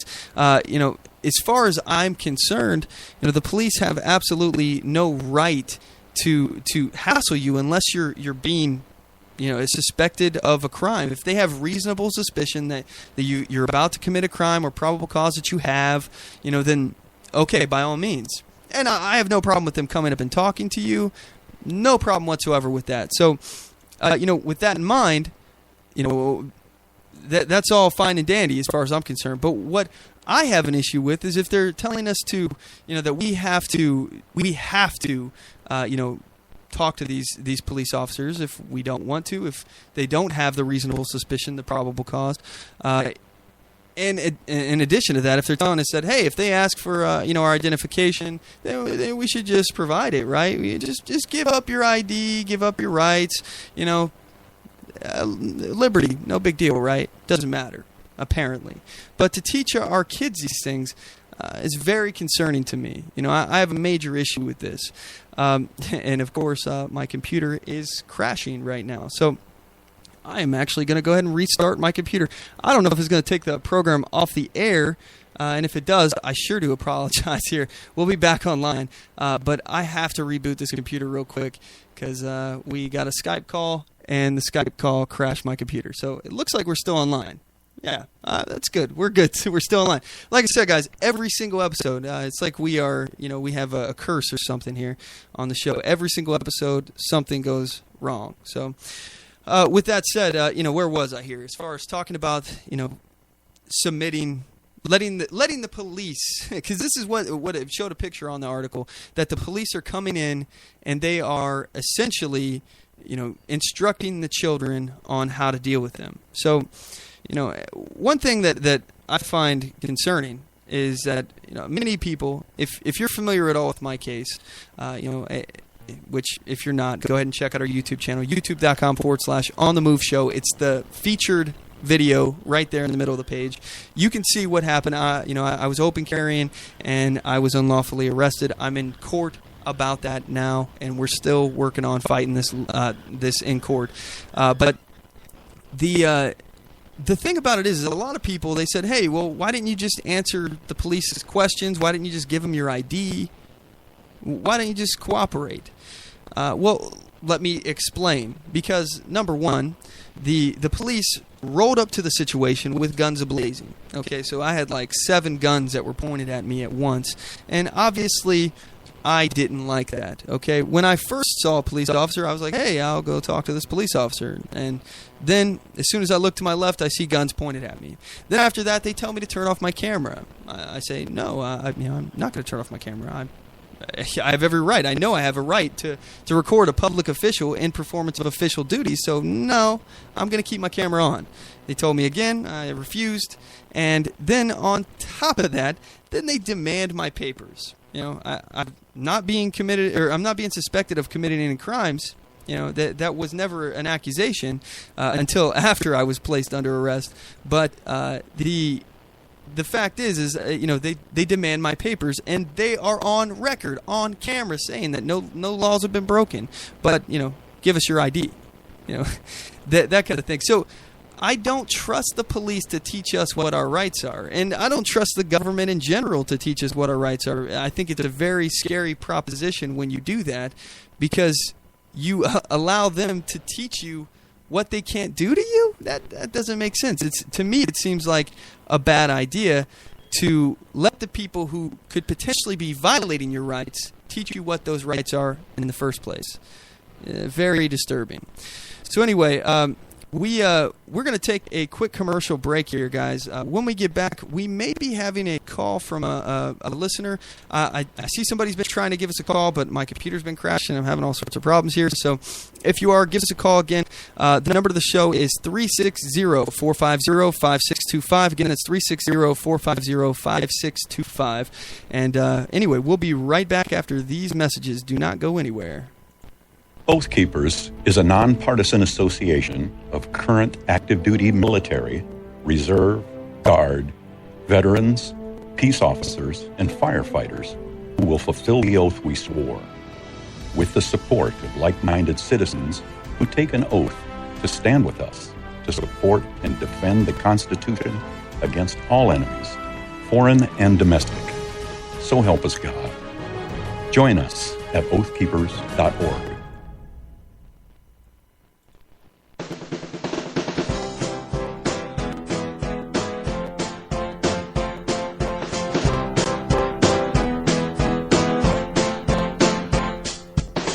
Support On The Move. Help us make this podcast bigger and better. You can do this by going to our store and purchasing one of our hundreds of products. All designs are original and made for patriots like you. Just go to cafepress.com/OnTheMoveShow. We appreciate your support.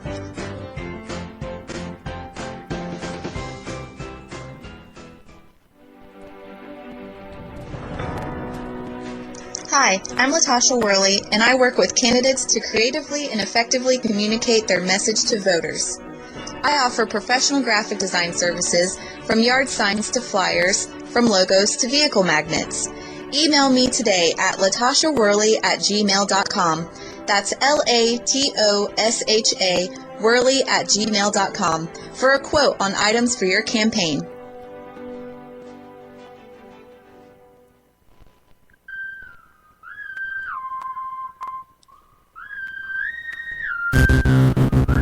Broadcasting from deep within occupied territory on the far left coast. You're listening to On the Move with Mack Worley III. Stand up, speak out, and get on the move. And now your host, Mack Worley III. All right, Matt, back. It's back. Everything is all back and up and running here. Sorry about the technical difficulties, but it's basically all on my side. Everything I had to talk about just went away in front of me, and so I had to fix it. So anyway, at this point we have a caller, and I believe this is Curtis calling in. Some of you may be familiar with Curtis. He is the one that called in and told us about the situation that was happening in Kelso, Washington, where they were trying to use eminent domain to take people's private property and use them for parking lots. So Curtis is kind enough to give us a call in again and update us on everything that happened. Hey, Curtis, are you there? Hi, I'm here. How are you doing? I'm doing really well. So first of all, what happened? What's the updates, man? So the update is the city manager decided to go ahead and put an affirmation stating that they're not going to be using eminent domain to use people's land and then there's a parking lot. Or parks or any of the other stuff. And the whole entire use objective, land use objective number 6, we changed so that it will not be used by eminent domain. It's public acquisition. Great. And so they kept on telling me, like, well, we don't want to take people's land, and that's not what we're meaning by public acquisition. And I said, well, then put it in there. So if somebody doesn't come along later on and make a mistake and think that means, eminent domain, and they agreed. They did it. Absolutely. Well, that's cool. So I'm imagining this was in large part due to your activism, you staying on top of them and trying to get them to stop. Did you happen to, I don't know how many people got involved and actually sent emails and things like that. Did they say anything about that? They didn't say anything about that, but I imagine that it was quite a few because they weren't listening to us for a while. I see. And then one of the things I also did was I just started putting in a bunch of public record requests into the city manager to find out exactly where, when, and by whom that land use objective number 7 was created by. Because they kept on telling us that it was originated in town here by the townsfolk. And I'm like, no, nobody that lives in town is going to say, let's take people's land and turn it into a parking lot. That didn't come from any of our mouths. And when I put that record request into the city manager, he could basically tell what I was thinking by the papers that I was asking for. And when I contacted him, he said, I'm pretty sure I know what you're going for, and no, that wasn't originated in this town. And since that's a bad idea, we can go ahead and change it so it doesn't say that. I know that 3 out of 5 of the city councilmen that were at the meeting last time were totally in support of taking the words parking lot out of the plan. One person in particular, his name's Rick Robertson, and he is the councilman for South Kelso, gave this really awful story about how his family's land was eminent domain by the city to make room for the airport. And he said, what did he say exactly? I got a YouTube video on it. He basically said that his land got eminent domain, it was for need, it was a fair process, and it's something you get over and you move on. And then he said that I have no problem changing this or voting for this plan the way it is right now. Wow. That's so repugnant to me. He's basically saying, like, since I got raped, you should get raped. Yeah. I mean, that's basically what it is. Look at it. I honestly can't imagine anything that would make you feel more violated than having something that you've worked hard for. You know, many people, that's the American dream, to have property, to own land, those kind of things, and then have that just literally stolen out from underneath you for the, you know, something like a parking lot, especially, you know, the common good, in that being a parking lot is unbelievable. So many cases too, man. There was Parks and Rec, environmentally sensitive areas, shoreline access. I can't remember the other ones. There was a lot of green stuff in there besides the park. Mm-hmm. But I specifically went towards after the parking lot because that was the most repugnant reason to take. Yeah. And I knew that I wasn't going to convince the council to scrap the idea altogether, to scrap the plan altogether. So that was one of the councilmen working to just not have a plan. But unfortunately, that's not going to happen. That's not practical. For one thing, the rest of the council's going with it. For another thing, the stupid state's the ones mandating it down. Yeah. So I mean, it is important to note, though. I mean, that this was a small little cadre, basically, of people fighting against this. You and, you know, I know I think it was Chris that's also out there helping you fight the good fight on that, and other libertarians in the area. You know, it didn't take very many of you to affect a major change in the policy and to fight back against this thing. And this is this is what I hope that many people will understand, especially in smaller towns and a local level. Man, an individual can make such a big difference. Yeah, absolutely. I mean, I didn't think I was going to make that much of a difference. I started showing up to the meetings to be a pain in the ass, to be honest. You know, I admired the old man that was sitting there. And when they were going around, you know, taking comments, the mayor looked at the old guy that was sitting next to me and was like, "You got anything to say about this?" And he was like, "No." "Okay." But I want to be that old man. I'm like, I want to be known as that guy. And then I started paying attention to the stuff they're doing, and everybody in the room is just sitting there, just letting them do it. And I'm like, you know, they take that as consent. Mm-hmm. Violence is consent in their eyes. Yeah. And I'm actually sitting right outside the city hall, so they decided to stop driving while I'm talking. So I'm standing here looking at the city hall while I'm talking about it. Nice. And yeah, it's really important for people to know that if you get involved, you can make a difference. You just got to keep on. Like I let them know, like, you don't change it now, I'm just going to come back. I'll see you in 2 weeks. And you know, the city manager, he ended up inviting me to this big countywide city planning training session. And me and Chris Bornstead went to it, and we were the only two non-official type people that were in the room. There was about 30 to 40 city planners, the county commissioners, and city councilmen. And they made everybody go in the room, go around and introduce themselves. And I came Chris, I'm Curtis Hart. And he said, "Yeah, and who are you with?" And I was the citizens. I'm with the Telescreens County Libertarian Party. Need to know. The entire room turned around and looked at it. That was the first time I mentioned that in the city hall building ever. And the whole thing, we ended up getting called out by one of the city planners who was making that plan. Called us out in the form of a question to the rest of the group. But if anybody that had been going to our city council meetings would have obviously known that the question was basically a diss on us, calling us the angry citizens, and it was dumb. But I got this stupid little certificate at the end. So I know how to fight these city plans now, and I found out that one of the really easy ways is to let them pass their stupid plans, because these city plans are being written by basically old men that don't know about technology, and they don't realize that there are so many rules in place to protect us from them that they are more than likely breaking rules left and right without having any clue about it. And if you go and do some public records requests, you just get up there, just get all the way up them with public records requests. And you can find if they do any communicating that's not in public, you can get the whole entire plan thrown out from the state. Also, like public meetings, they have to appear fair, not just be fair. So you can't even give the appearance of talking to somebody else about something before the meeting starts if you're the actual commissioner on that board. So basically, you're using their own system and their own rules against them. So. Oh yeah, absolutely. Like we were in that meeting, and every time they would say, "Well, pay attention that you don't do this." That was basically like that saying, "Hey, Curtis, take notes. This is what you need to pay attention for." Yeah. And it was great because they gave us so much information to watch out for this and watch out that you don't do that. And that's awesome. Man. So is there anything else going on in Kelso that you guys would like to maybe have some other people get involved in, or is this the end of what you guys are doing? What's next? It's definitely not the end.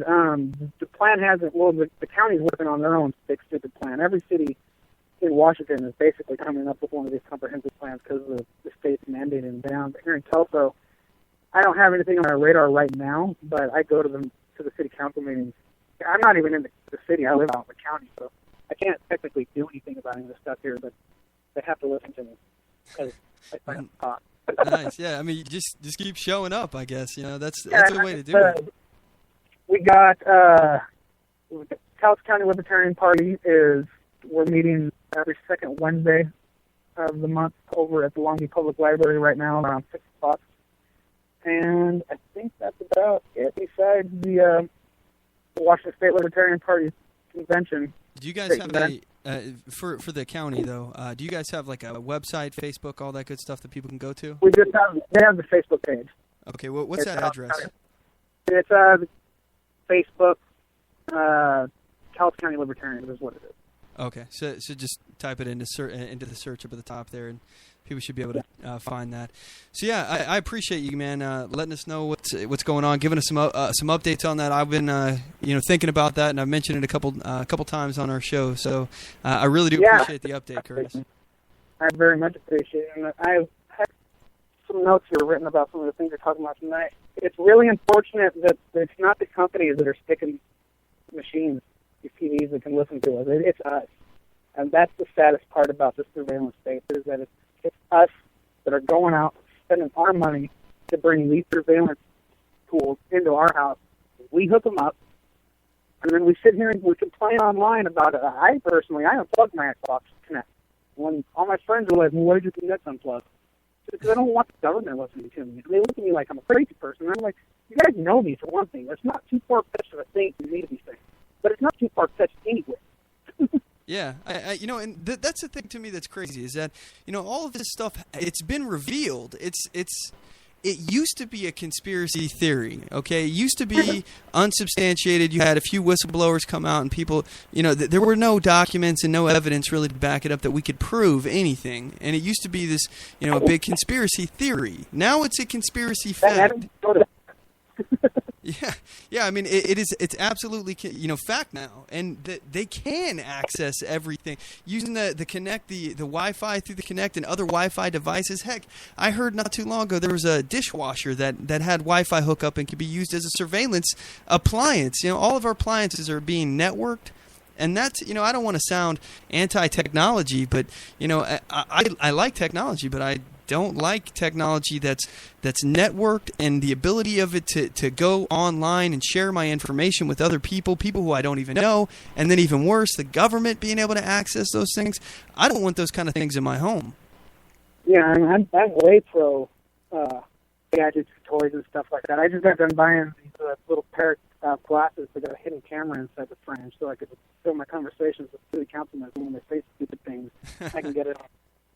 Yeah, well, hey, if you're looking for something like that too, by the way, I picked up a really sweet the hidden camera thing like that. It's of course now I can't remember what it's called. I'm sure I'll remember. But anyway, yeah, I mean there's a bunch of stuff like that, but you do have to be careful when you're getting discrete recorders or something like that. You're not in violation of your local state laws or something, or federal wiretapping laws, things like that. Yeah. So yeah, I definitely have to make sure and only do it in the public space. Yeah, well, I know in Oregon, I know you're in Washington, but in Oregon, it's a two-party consent state, I believe. So, and they have to see the microphone. So if you have a camera out, and you're pointing it at them, that's fine. I heard, I can't remember who told me a while back ago. Actually, I think it was Dan Sandini. There was somebody who was they had a microphone exposed, and it was a wireless microphone being sent to a camera that was across the street. So the microphone was in their hand, and they're recording a conversation with a public official and using it discreetly so that the guy clearly saw that there was a microphone in his hand, but he didn't see the camera, which was across the street, so he didn't realize he was being interviewed. But there's ways around it, but you really have to be careful, because some of those things they could send you to jail just for trying to record discreetly when the government's doing that all the time to you. Yeah, that's what I don't get about that whole entire thing. Like, they're listening to us right now. Yeah, exactly. I mean, first of all, they can listen anytime, every Sunday at 5 p.m. Pacific Standard Time. Feel free to listen to me, government. But like I said, we got these recording devices we carry around all the time. And these things are seriously a despot's dream. Can you imagine if Hitler had all the surveillance state technology that we have now? I know it's said to infinitum, that people say that far too often, but think about it. I mean, legitimately think about how much control and power the government has, and we continue to give to them. Oh yeah. Every time people just love to give their rights up to the government. Exactly. Yeah. As much as they can. It's just sad. It's really annoying. Like, I have a son, and it just bothers me that people are trying to get rid of his rights for the safety of, a lot of the time, kids that they don't even have. Yep. Yeah. No, I agree with you. And we're always told, these are for the children. Let's spin that around the other way. I don't want to be the last generation to have the right to bear arms. I don't want to have be the last generation that have a legitimate right to privacy or the ability to just travel unmolested down the highway. I don't like that. Me too. I know that my phone cut out in the middle of my serve out from the coast, but I wasn't able to listen to the entire show. I don't know if you've got to it yet or not. Did you get to the thing about the guys saying we don't get our rights from God, our Creator? No, we're going to be covering that here in the third hour, at the beginning of the third hour. So, and actually, we're going to move to the next topic here that I wanted to talk about is car hacking. Have you heard anything about these kind of topics of where computers can be used to take over the control of cars? Just a little tiny bit, not very much. Okay. I know more about how I get my rights from my Creator, and government cannot take our rights away. They can make something illegal. They cannot take our rights away. Yes, sir. Yeah, I completely agree with you on that. And that is important. You know what? We'll cover that here in a second. We're going to go ahead and cut to a commercial break. Curtis, I appreciate you giving us a call, man. And again, if you guys have anything that's going on out there with the Libertarian Party, or anything happening in Kelso that you need us to alert people about, feel free to give us a holler. Okay, brother? I will. You have a good night. All right, you too. Take it easy, buddy. All right, so we're going to cut to a quick commercial break. When we come back, we're going to talk about this car hacking situation. This was covered on 60 Minutes, so this isn't just some fly-by-night conspiracy theorist. This is so-called legitimate news organization. Anyway, we'll be right back. Don't go anywhere. I do solemnly swear that I will support and defend the Constitution of the United States of America against all enemies, foreign and domestic, and that I will bear true faith and allegiance to the same, and that I take this obligation freely without any mental reservation or purpose of evasion, pledging my life, my fortune, and my sacred honor. So help me God. Join us at oathkeepers.org.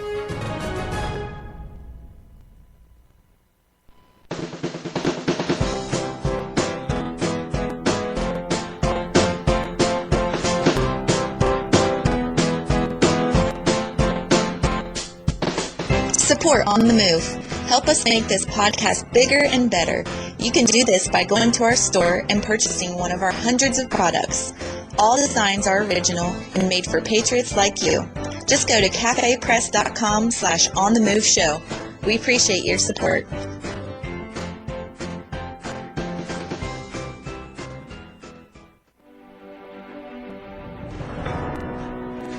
Hi, Hi, I'm Latasha Worley, and I work with candidates to creatively and effectively communicate their message to voters. I offer professional graphic design services from yard signs to flyers, from logos to vehicle magnets. Email me today at latashaworley@gmail.com. That's LATOSHA Worley@gmail.com for a quote on items for your campaign.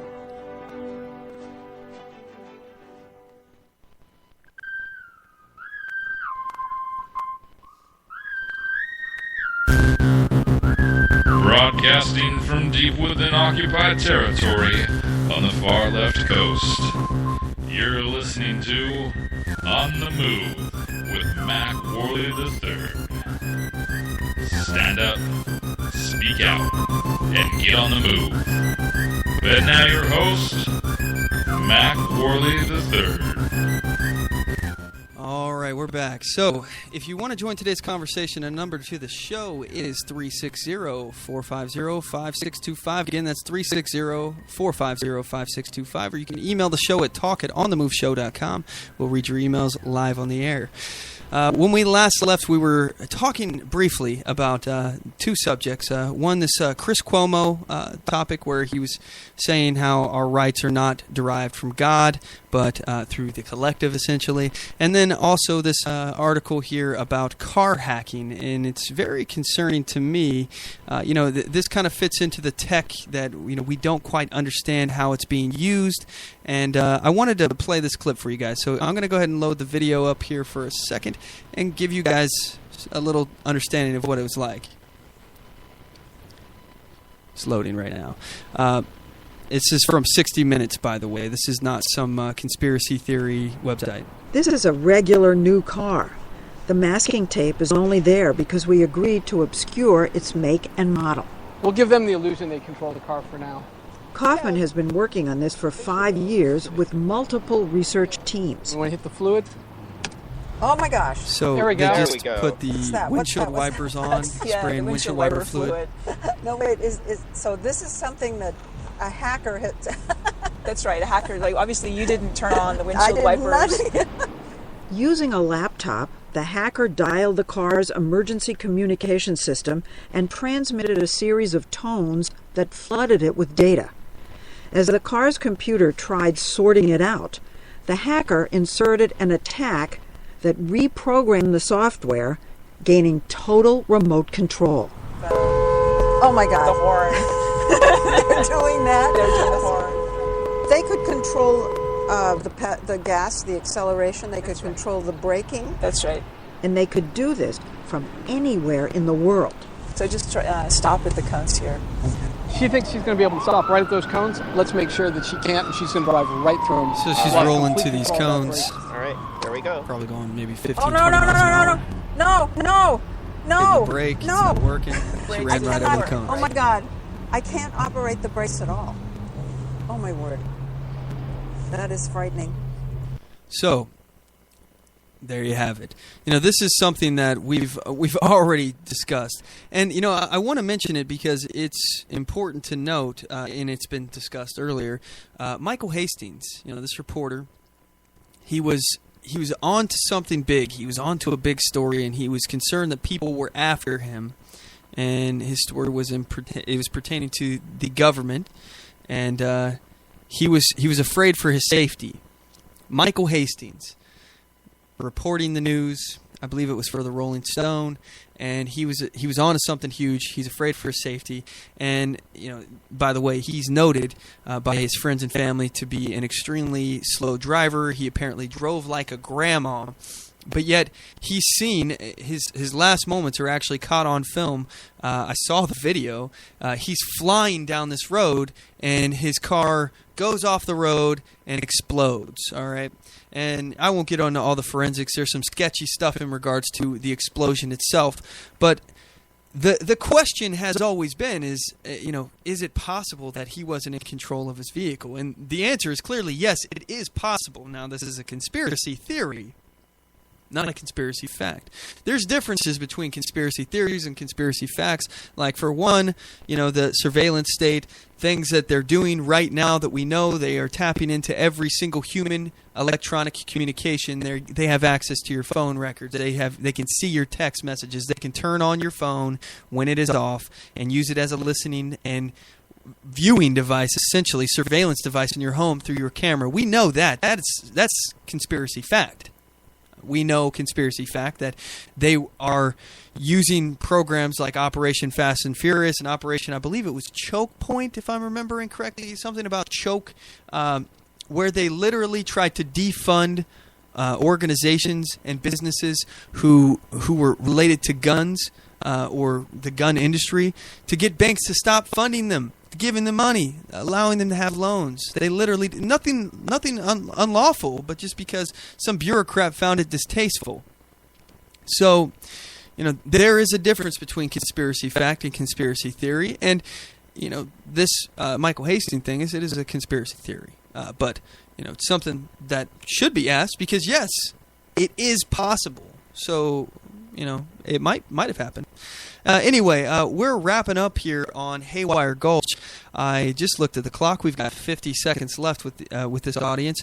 We are going to be rolling over into a overdrive hour in hour 3 here. So if you want to continue listening, you can on OnTheMoveShow.com or Spreaker.com/OnTheMoveShow. Don't forget to follow us on there, by the way. And for those of you on Haywire Gulch, I sure do appreciate you guys listening. And if you are going to stay on Haywire, then go ahead and stay tuned for Patriot News and support their program. Alrighty, guys.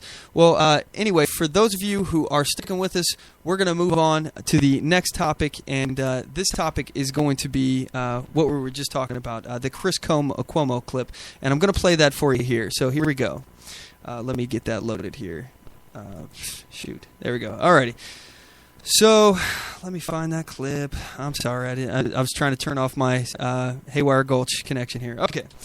So Chris Cuomo, this is the clip where he was talking about how our rights are not derived from God. He was arguing with I think it was a judge, or I don't remember who he was arguing with. But anyway, here's a clip. This is one of the rights reserved to the states. Is equal protection a matter for the Supreme Court? The answer is, of course, yes. As guaranteed in the Fifth Amendment. That's what this is. Go ahead, Your Honor. Everybody has a right. Everybody has a right to equal protection. Yes. And so does an equal application of the law. Every person in this country and in this state has a right to marry a person of the opposite sex, according to the And why not original extend it to the same sex? Why isn't that's clearly within the bounds of a reckoning of equal protection? Because that's not why in not the do that? that's not in the historical definition of marriage. Never has been. It's going to be created if it is created, which I do not believe it should be or would be. Well, you don't believe that as a matter of personal opinion, right? But times change, definitions change. We didn't think blacks were equal to whites. That changed. I believe that's a matter of law, because our rights contained in the Bill of Rights do not come from the Constitution. They come from God. It's clearly stated. Do not come from God, Your Honor, and you know that. They come from man. Well, let me ask you one question. Chris. Is the Declaration of Independence law? You would call it organic law as a basis for future laws off of it. I would call it the organic law because the United States Code calls it organic law. It is organic law because the law of this country calls it the organic law of our country, means where our rights come from. And if they come from there, men can't take them away. Our rights do not come from God. That's your faith. That's my faith. But that's not our country. Well, our laws now come that's from not the a matter of faith, collective sir. agreement and compromise. One more time here, because that's important to note where he said our laws come from. But that's not our country. Well, our laws now come that's from not the a matter of faith, collective sir. agreement and compromise. Now, I don't remember anywhere in the Constitution or the Declaration of Independence that state that our laws come from the collective agreement and compromise. In fact, I'm quite certain it's not in there anywhere. But I do recall in these important documents, the founding of our country, that state that these rights are derived from our Creator. And whether or not you are a Christian or a religious person in general, which, by the way, for the record, everyone, I'm agnostic. I'm not religious. It's not. I'm not an atheist. I'm just not. I don't really. I'm very, very interested in religion and studying religion, but I'm not interested in practicing right now. So, and if I was, my family is a Christian family. So, I grew up in church. I just decided not to participate at some point in my life. But again, I'm not religious, and I have no problem. Even I say that our rights are endowed upon us by our Creator, or their natural law, their natural rights, just human rights. And that's typically the argument that I say. I say that our rights naturally exist. But I understand that people believe that they're given by their Creator. And even to make the point even more clear, that I side with those who believe that our rights are given to us by God. It's even in our documents. It's even in our founding documents. And many of our founders are on record saying that these documents and the founding of this country were divinely inspired. And if you look at the theory of liberty, especially if you're talking about like popular sovereignty and things along those lines, these concepts of liberty, it is so important to know that it is not just somebody pushing their religious belief on you. To know that your rights are above reproach. All right, I'm all for it. There's no harm in saying that your your rights are given to you by your Creator. Even if you, like me, believe that they're natural human rights. See, I believe that our rights are innate. They exist with every single human being. Now, whether or not your government, will actually allow you to practice those rights or to assert those rights, you may or may not be living in a state of tyranny, but those rights exist. And it's not just an American right, it's a human right, But there's no harm in saying that they come from God, because even if I don't believe in God or a Creator or whatever, and I'm not saying I don't, but I'm just saying, even if somebody doesn't believe in God at all, an atheist doesn't believe in God, who is your neighbor to take away your rights if your rights are given to you by God?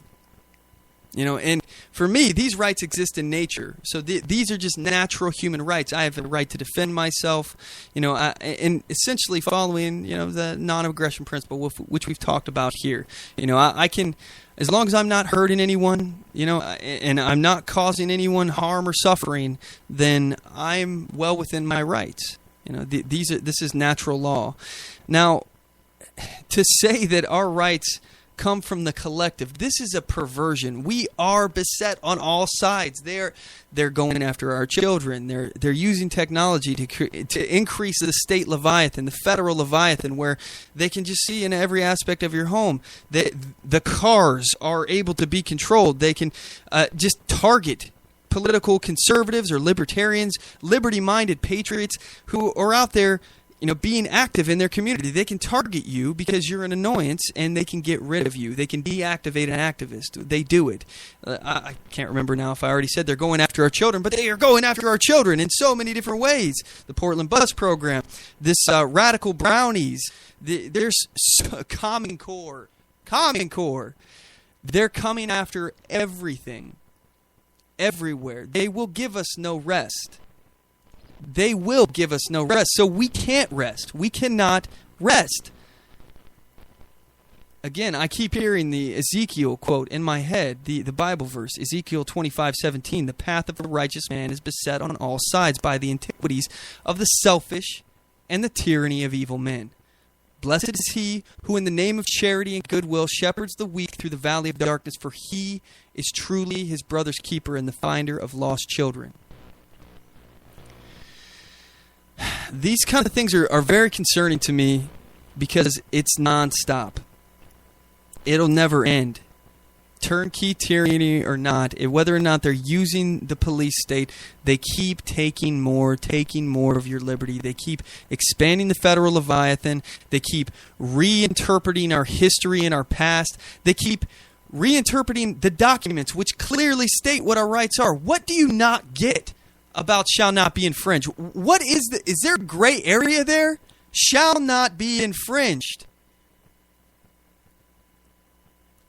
We have a right to free speech, but yet if you're going to protest a president at a speech that he's conducting, you have to go to a free speech zone. Apparently, They've never read the Constitution because all of America is a free speech zone. Our right against unlawful search and seizure it's laughable now. Laughable. There's so many ways that they can just search you without a warrant, and they use the technology that they have at their disposal to violate your rights like crazy. Like not too long ago, the Supreme Court recently ruled that the police don't actually need a warrant to search your home, as long as they believe that whoever invited them in has the authorization, whether or not they did any checking at all. Do you live here, or anything like that? And by the way, it's important to note that the police will just push their way in. All right? So this is a common police tactic among those who are not particularly oath-keeping, that they can search your stuff as long as you don't say no.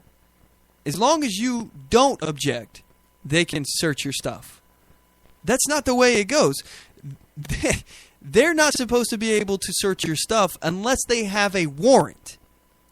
Unless they have a warrant, you're supposed to be protected from unreasonable search and seizure. So if somebody pulls you out of your car, police officer pulls you out of the car, your door's open, they start looking through, and you don't say, I don't consent to any searches and seizures, that's a justifiable search. The only way around that would be maybe if they held you up at gunpoint, and then you could say, well, I didn't have any choice. He was pointing a gun at me, and then you could say maybe that was a search that you consented through your silence by coercion. So that's a possibility. It just depends on the court, and that may be overruled one day. Who knows? The court, the Supreme Court, and again, this is the federal government giving the government more power, and this power of them to be the ultimate arbiter of all things constitutional, what is legal and what is not, they took it for themselves. No one gave that power to them. It was never in the Constitution. The Supreme Court took the power of judicial review, the ability to review if something is constitutional or not, a law is constitutional, an action is constitutional. They took that power. No one gave that power to them. They took it. Again, our biggest threat is not some enemy overseas. Maybe one day a nuclear situation, and I'm not saying let's put our head in the sand and be isolationists and not worry about them, but we do need to worry about those guys. But we have a greater threat here at home. And it's the same threat everywhere. It's governments. Governments are a problem. Governments are a threat. Though I believe they are a necessary evil, which, I've yet to find a way that we can do every single thing without having a government. And, I know there are a lot of anarchists out there, and perhaps some of them may be listening to the show. And maybe, I'm open to talk about these things. That's the thing about me. I will discuss things rationally, and if we disagree, that's great. I want to hear your viewpoint, though. Maybe I'll completely and adamantly disagree with you, but I'd like to hear what you have to say. So as long as you're not trying to shout me down or calling me a racist and a bigot for no reason at all, I'm happy to hear you out. But as far as I believe right now, the government is a necessary evil. We need it, but we sure should not trust it. We should never allow the government to have more power than is absolutely necessary. Every bit of power that they have should be restrained and restricted, should cover it in red tape, make it so they can't do anything. Checks and balances. And the thing about our current society right now is that our checks and balances have essentially, dissolved. We don't have checks and balances like we were supposed to. The president's making law. He's been delegated legislative authority, which has been deemed constitutional. Unbelievable. The Congress has made themselves essentially useless. They refuse to use their power of the purse to do anything at all.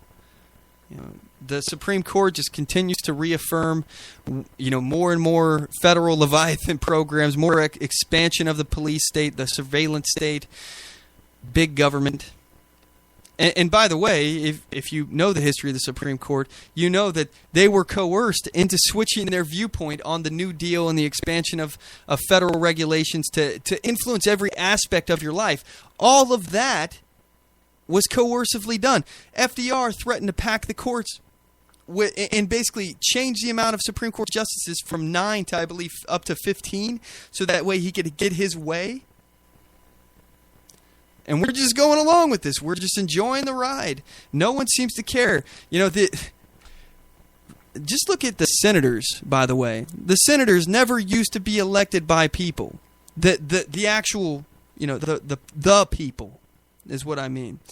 It used to be elected by the state legislators. States had a voice in their government. That voice was silenced. It was just silenced with the 17th Amendment. The senators are now elected by the people. But the people already have a house in Congress. It's the House of Representatives. So now the people have double representation inside Congress, and the states have lost a crap load of their sovereignty. They don't have a voice in the government anymore. It used to be a check and a balance. You had Congress was a division between, senators looking out for the rights of the states and the House of Representatives looking out for the rights of the people. Because you only look out for those people who vote you into office, or at least that's what you cater to anyway. As an elective representative, you cater to your audience. So if a senator is elected by the state, he's going to be more inclined to protect the rights of that state. If he's elected by the people, then he's going to be more inclined to do what the people want them to do. Makes sense, right? Anyway, we are beset on all sides. We're surrounded. And as I say, and I seem to keep beating this hammer here, kicking this dead horse, we have to activate. And it's not good enough for just you to sit there and listen and agree with everything I'm saying. It's not good enough for us to preach to the audience anymore. It's not good enough. We have to go out there and put ourselves in maybe perhaps uncomfortable positions where we're talking to people and educating people, talking to people on the street, doorbelling, calling people, talking to friends and family, starting your own podcast. Maybe you're a sign maker and you want to have a big sign that gives people some kind of information about what's going on, some issue that you are keen on and you want people to talk about. Maybe that's what you can do, but it's not good enough just to sit here and to preach to the choir. I know I'm beating a dead horse, but we have to activate. We have to. There's too much going on. And, just to give you an example of some of this stuff that is just ridiculous, and to explain what is going on.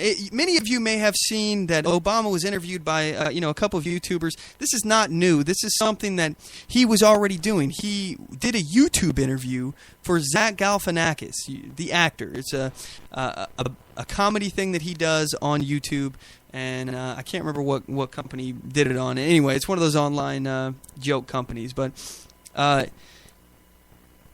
it's called Between Two Ferns. He sits there and he interviews the president, and it's ridiculous. I'm not even going to play this because at first I was going to, but it's just a waste of time. Regardless, it's not real interviews. It's nothing important. It is a fluff piece, so he seems interesting to the uninformed voter. Oh, he's an interesting guy. Oh, he's got a sense of humor. Oh, he was on Zach Galifianakis, so he must be hilarious.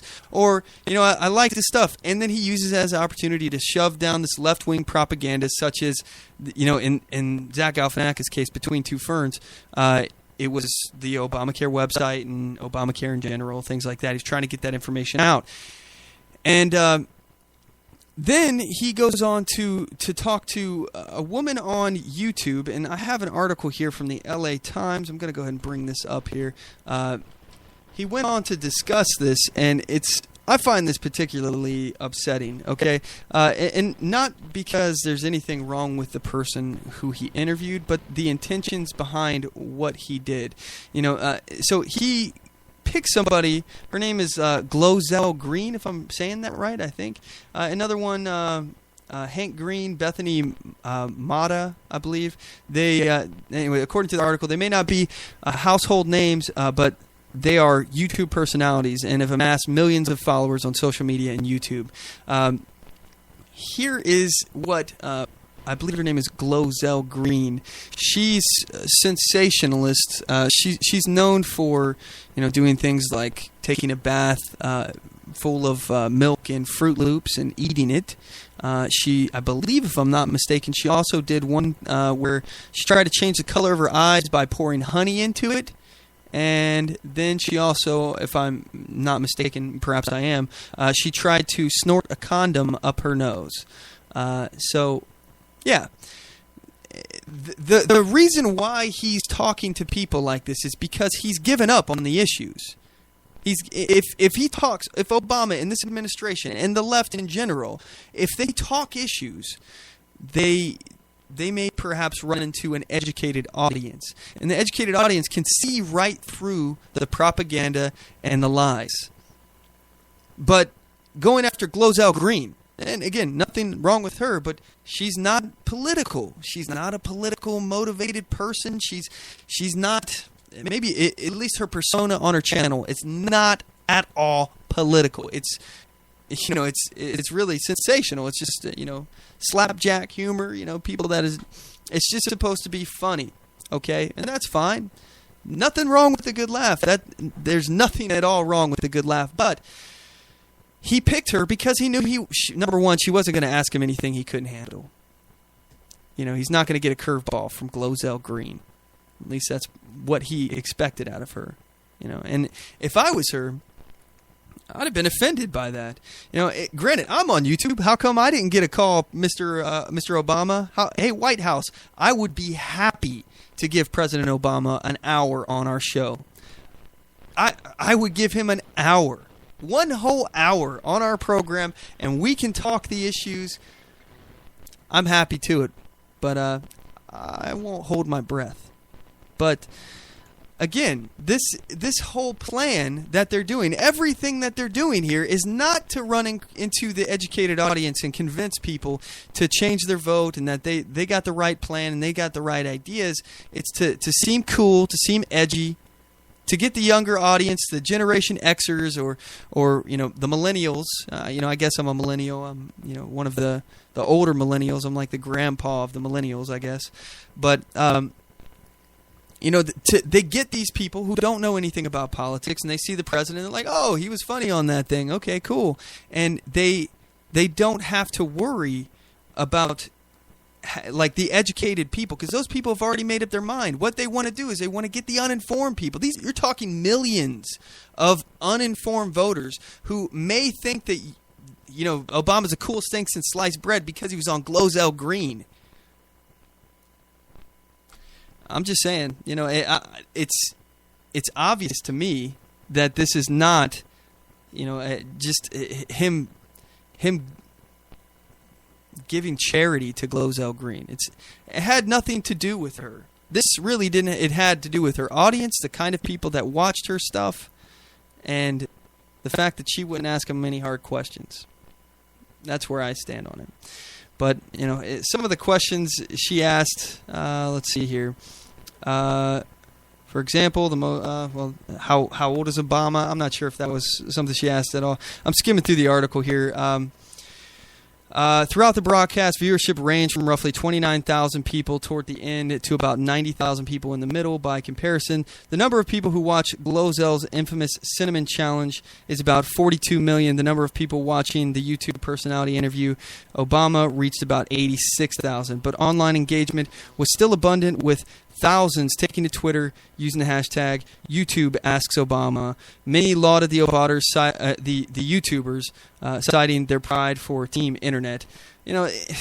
Again, this is not about these people. It has nothing to do with these people. It's about grasping these 90,000 or perhaps millions of people now who have maybe seen the video or the interview. I'm sure it's in the millions now. It has to be.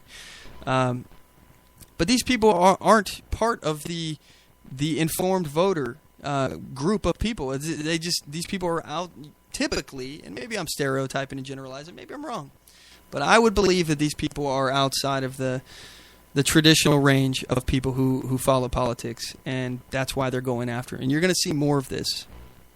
They want these votes because these votes are substantial. If you got rid of the uneducated voter, the uninformed voter, there would be no Democratic Party. At least it would be pitifully low. Pitifully low. turnout when it comes to Democrat voters. Anyway, so that's my take on this, man. You know, I'm this kind of stuff is really frustrating. I get frustrated just because, you know, it feels like we're fighting an uphill battle, and I know that there's many people out there that feel the same way that I do. And I only hope, this is seriously the only goal of this show, is to inspire people to stand up for their rights. You got to do it. It's going to take more than just me. It's going to take more than just you. We have to inspire others. So get out there, guys. It's extremely important. But anyway, we're wrapping up the show. I appreciate you guys for sticking with us.